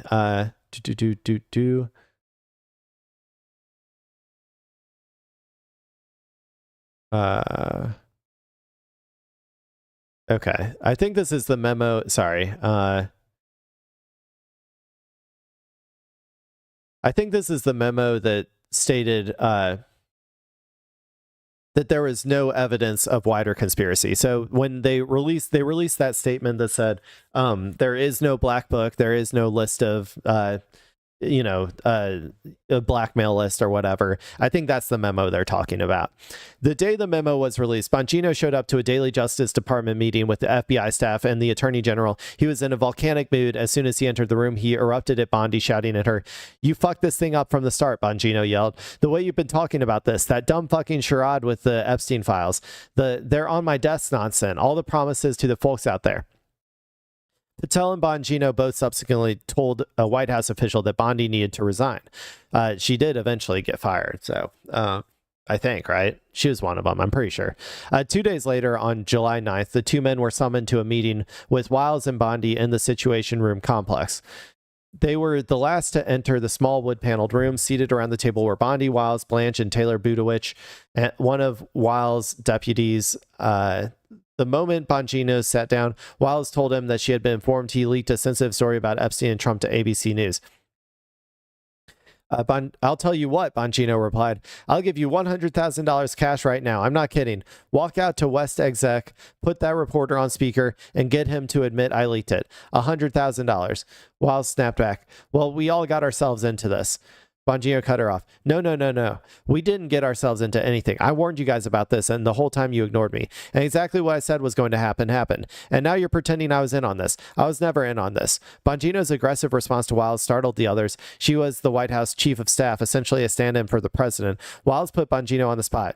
"Going forward," she said, "we're all in. We're all going to agree to move forward. Are you in or not?" "No, I'm not," Bongino said. "This is not my plan. I'm not part of this going forward. Forget it. I'm out of here." He stormed out of the Situation Room onto West Executive Avenue, where he climbed into the back of Patel's armored SUV and directed the driver to take him to FBI headquarters.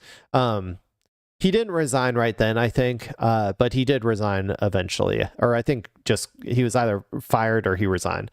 So there's some of the drama going on with the various podcast influencers that somehow infiltrated our administration. Vance made clear to colleagues that he feared losing some of the so-called low propensity voters, the young men who were not traditionally Republican but who had voted for the Trump-Vance ticket in 2024. This was an audience tuned into the manosphere podcasters like Joe Rogan, and it was worrisome that the podcast hosts themselves were now rebelling. But there was one major obstacle in the path of the solution. The president himself still had no interest in transparency. He wanted the whole Epstein issue buried, and he was snapping at anyone who mentioned it. His staff largely avoided the subject in the conversations with him, forced to worry among themselves. Yeah. So Trump, obviously, he just wanted it buried. He just wanted, none of this to come out. He wanted it all put back. He wanted to put the genie back in the bottle. But yeah. And then let's see. So like, don't ever believe him when he says like he's the most transparent administration ever. He was forced into transparency on like something, on Epstein to some extent. And like I said, there's still plenty of documents that still need to be released. But Blair told the group that they would, let's see. Okay, yeah. Blair told the group that they would try to make sure they were cooperating fully with. So this is after the subpoena. But I think this is after the subpoena before the Transparency Act is passed. Blair told the group that they would try to make sure that they were cooperating fully with the House subpoena, but that the priority was to release information that demonstrated Trump was not involved in Epstein's crimes. Blanche gave an assessment of the Epstein material he had personally reviewed or been briefed on, including a volume of CP. The conversation turned to how these files should be released to the public. The idea already in the works was to put all Epstein-related material on a website. That way they could overwhelm the MAGA sphere with far greater volumes of real information in the form of a huge database.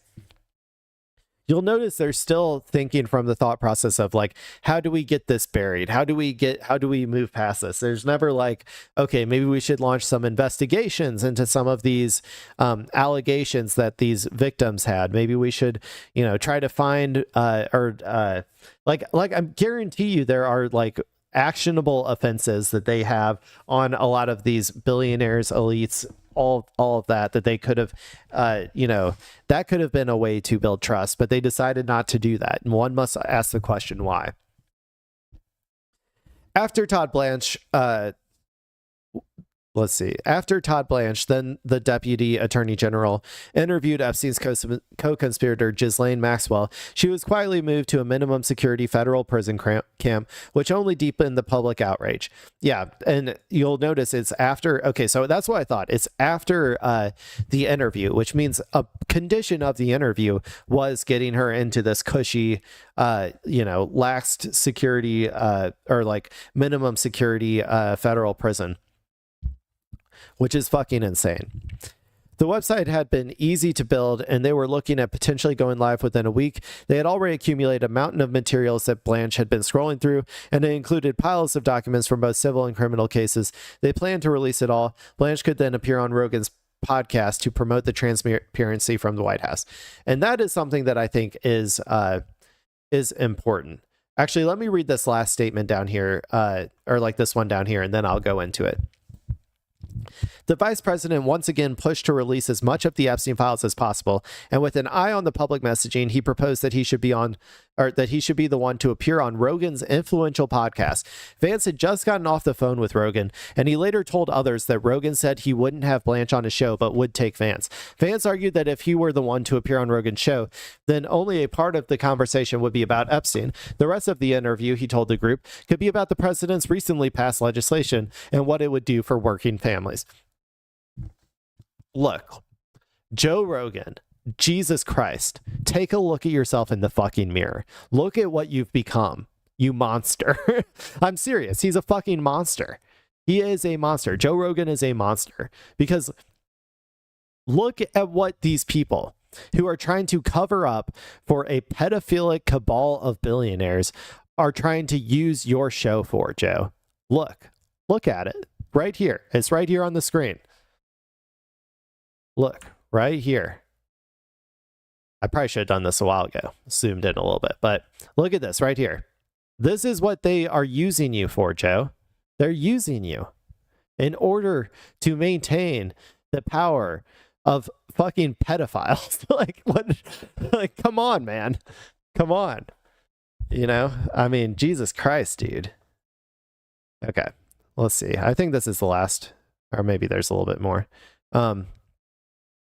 Then here's some of the the Virginia Jeffrey stuff. In the emails, Ransom, this is kind of what they were talking on that CNN video.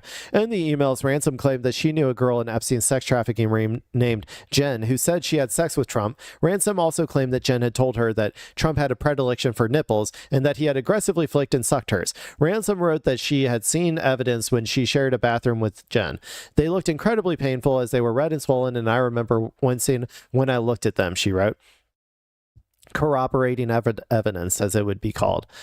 Ransom's credibility was not uncomplicated. She had made another claim that she possessed video footage of prominent men having sex with young girls in Epstein's entourage. She later retracted the claim, saying she feared for herself and her family if she proceeded. Of course, someone came to her just like someone came to Epstein to say, you know, you gotta go. Like, so she backed off. But after a federal judge ordered the unsealing of some of Giuffre's case files in 2023, the document that connected Trump to the claim about abused nipples was among the material that came out. It was an unconfirmed allegation and not been, well, it was somewhat corroborated by that other person, but okay. Let's see. It was an unconfirmed allegation and had not been made publicly, but the disclosure led to some articles that were quickly lost in the swirl of election year news. That was like where I was like, I thought I had like a vague memory of that story, but yeah, it wasn't in the news for too long. Some of Trump's advisors in the Situation Room had never heard of the nipple claim. Those who had seemed to have only a passing familiarity with it. Many in the room thought this was all just discredited nonsense, but it might not matter. The ransom emails could get new attention if they were included in a public-facing and searchable Epstein library that carried the branding of the Justice Department. An administration official had already searched for Trump-related materials on the still private test version of the website, and the nipple material was among the first items to show up. None of the credibility issues would come into consideration if a government-endorsed database gave Ransom's claim about Trump a stamp of validity. This is out there, one of the officials told the group in the Situation Room. They're going to make a huge scene of this, even though it's not true and everybody knows it. My God, the amount that they like go to bat for fucking pedophiles is crazy. Blanche argued that in context, the ransom document and Ransom's disavowal of some of her other claims would make clear why the allegations related to Trump had never been pursued for prosecution. Besides, these allegations were available online, or already available online because of what had been unsealed, so there was no reason to leave them off the Justice Department website. The vice president said he thought that the president would be okay with releasing the nipple-related documents, arguing that Trump had been accused of worse. I think we should put it out, he said. It would cause people to say we're going further than we need to, Wiles quickly responded that the president would not, in fact, be okay with it. It was a point no one wanted to continue debating. All of these decisions, by the way, I'm assuming are decisions on whether to hide information illegally. You know, like the letter of the law says that you have to release all of this information without regard for the reputation of the people who are involved. And all of this indicates to me that they were covering up all of Trump's shit in there, that they were making decisions on a case-by-case basis on whether to include it in the database, which is illegal. It's illegal. They should be in jail for doing that. That was all that I had from the actual thing, all of the most interesting parts that I could gather, at least. So let me go ahead and swap this back over. I think this one. Yeah. Okay. So anyway, that's all the stuff that I thought was pretty important about it. But I want to kind of see what this like panel, or like, I don't know if it's a panel or just a discussion. But like, let's see what CNN is thinking real quick, and maybe we can get some more insight. Unquote. What was so interesting was that you could really see President Trump losing control of the Epstein story paragraph by paragraph as they give this internal account of the Trump team trying to deal with it.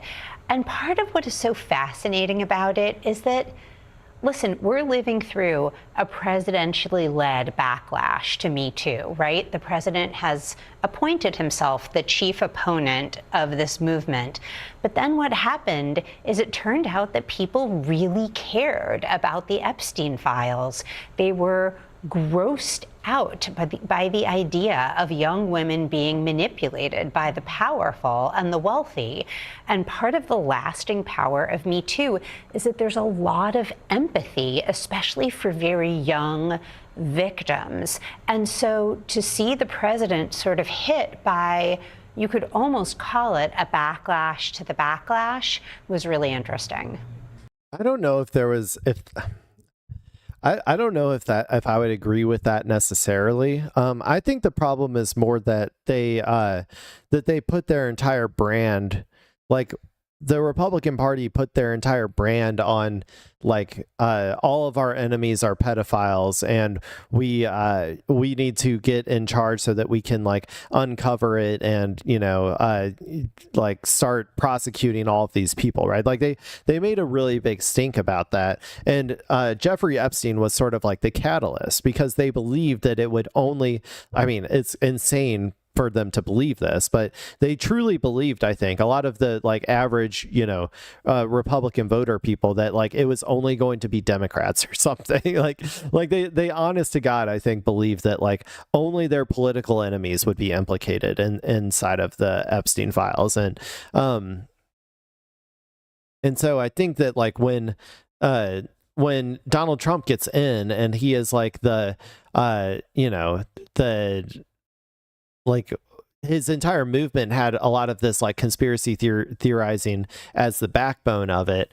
The growth of like, even in the MAGA movement, of people being like, oh no, but you still got to release the Epstein files, I don't think it really has anything to do with caring that much, to be honest, for the victims. I don't really think so. I just think that they kind of like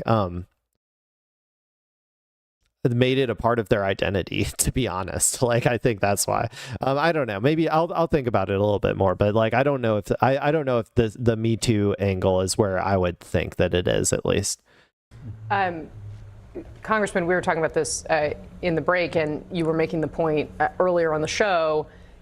A lot of what happened, I think that they thought it would be politically powerful, like a politically powerful tool that they could use, like in their heads. Like, I think that's the reason that a lot of Republicans and like conservative coded people start to buy into, conspiracies or like disconnect from reality or whatever, right? Is because they believe that there's a power in disbelief. There's a power in not believing the standard stories or the standard narratives, or like, or objective reality too, like not believing objective reality as well. But like, so they bought into that story in reality. And honestly, I think a lot of them probably thought, even going into it, like, it must have been very confusing for them, because they probably did think that it was only Democrats and only liberals inside of the Epstein files. And the fact that Donald Trump was hiding it, like that contradiction in their brain because they couldn't be like, okay, well, maybe he's a pedophile, right? Because then that would be admitting that their entire identity, which they've made Trump their entire identity, would be like worshiping a pedophile. Like, so they couldn't believe that, but they could like be like, well, maybe there's more in it or something, like, so eventually they I think that they kind of, a lot of them at least, kind of maybe came around to understanding the reality of the bipartisan issue of pedo-billionaires. But I don't know. Happened with Epstein related things before the president took office for his second term was firmly in conspiracy theory world. It was about a cabal, or things that touched on anti-Semitism and other very problematic areas. But then there was this bipartisan push to put these files out there, and what you saw was, it's not just Republican and Democratic presidents, former presidents whose names appear, not to say not to allege any wrongdoing on anybody's part, but also titans of industry, Bill Gates today, filmmakers, like every corner of elite society, essentially looking the other way so they could stay part of the club. Why? Like what is wrong? The question is, what is wrong with everybody? I guess is the thing I keep coming back to. No, you have a charismatic guy on the one hand, who's also a sociopathic manipulator. Charismatic? I don't know, man. I've heard Epstein talk. That dude is like barely literate, man. I don't know. And this gets to the veracity of like emails. Like, gee, I wonder if this guy's totally above board. No, he's trying to blackmail folks to maintain, connections or to do whatever.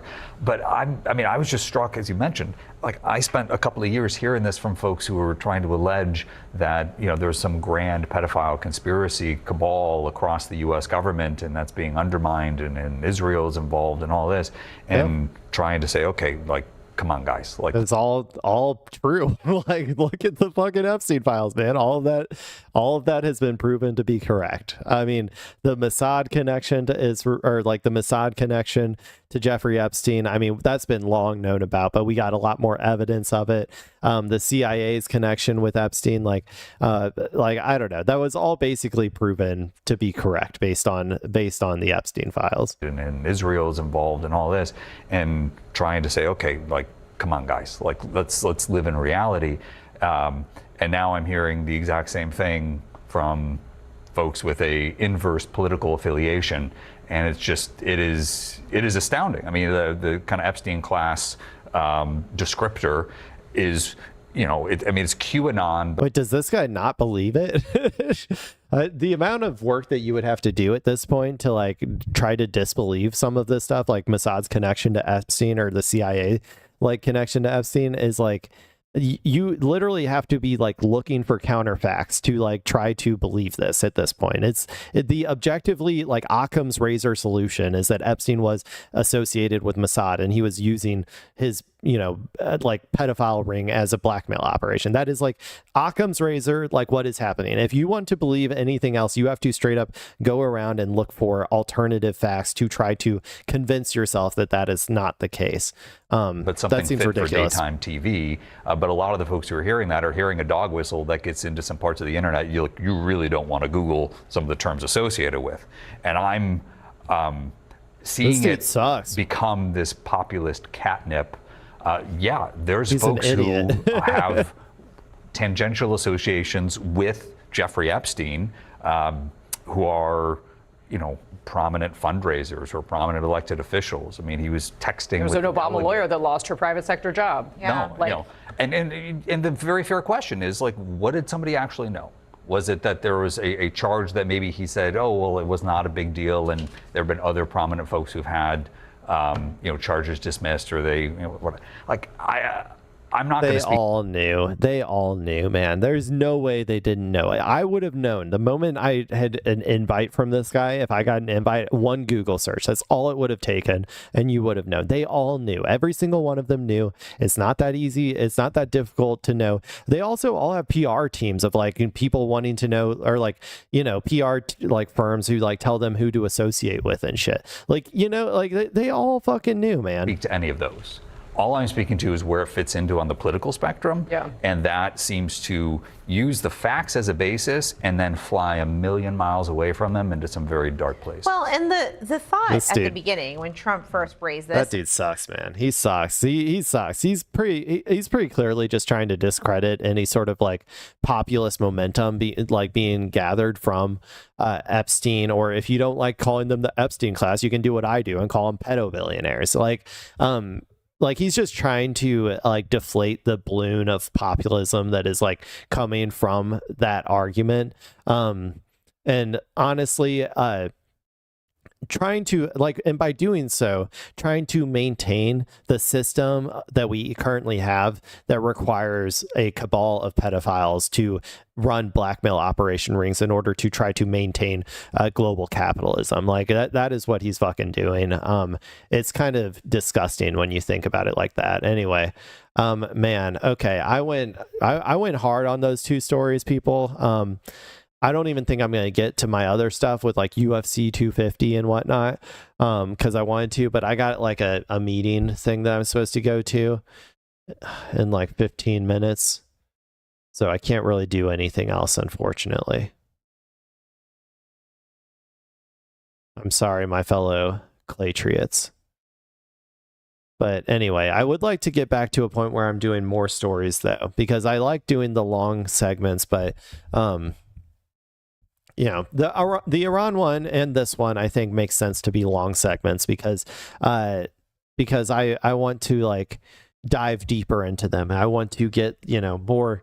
I want to create more of a narrative and a story like as I'm doing it. I want to look up more stuff as I go and whatnot. But it does make it hard when I only do 2 hours a day if I'm doing any sort of long form content. I don't know. It's like, then I don't get to like the fun stuff. I don't get to like, look at like, I don't know, watch regular nonsense silly stories and stuff. So I'm trying to figure out this sort of maybe like a middle ground approach or something. But also it's not always that we're going to have like an hour's worth of Iran stuff that we have to do every fucking day. Like if nothing change, like I'm sure Friday we'll have more, but if like not that much changes in the meantime, then I can maybe take more time to do other stuff. There's always that as well. So anyway, thank you all for watching. I appreciate it. If you're watching the VOD, love you too. This has been Technically Clay, and the stream is technically over. Bye-bye.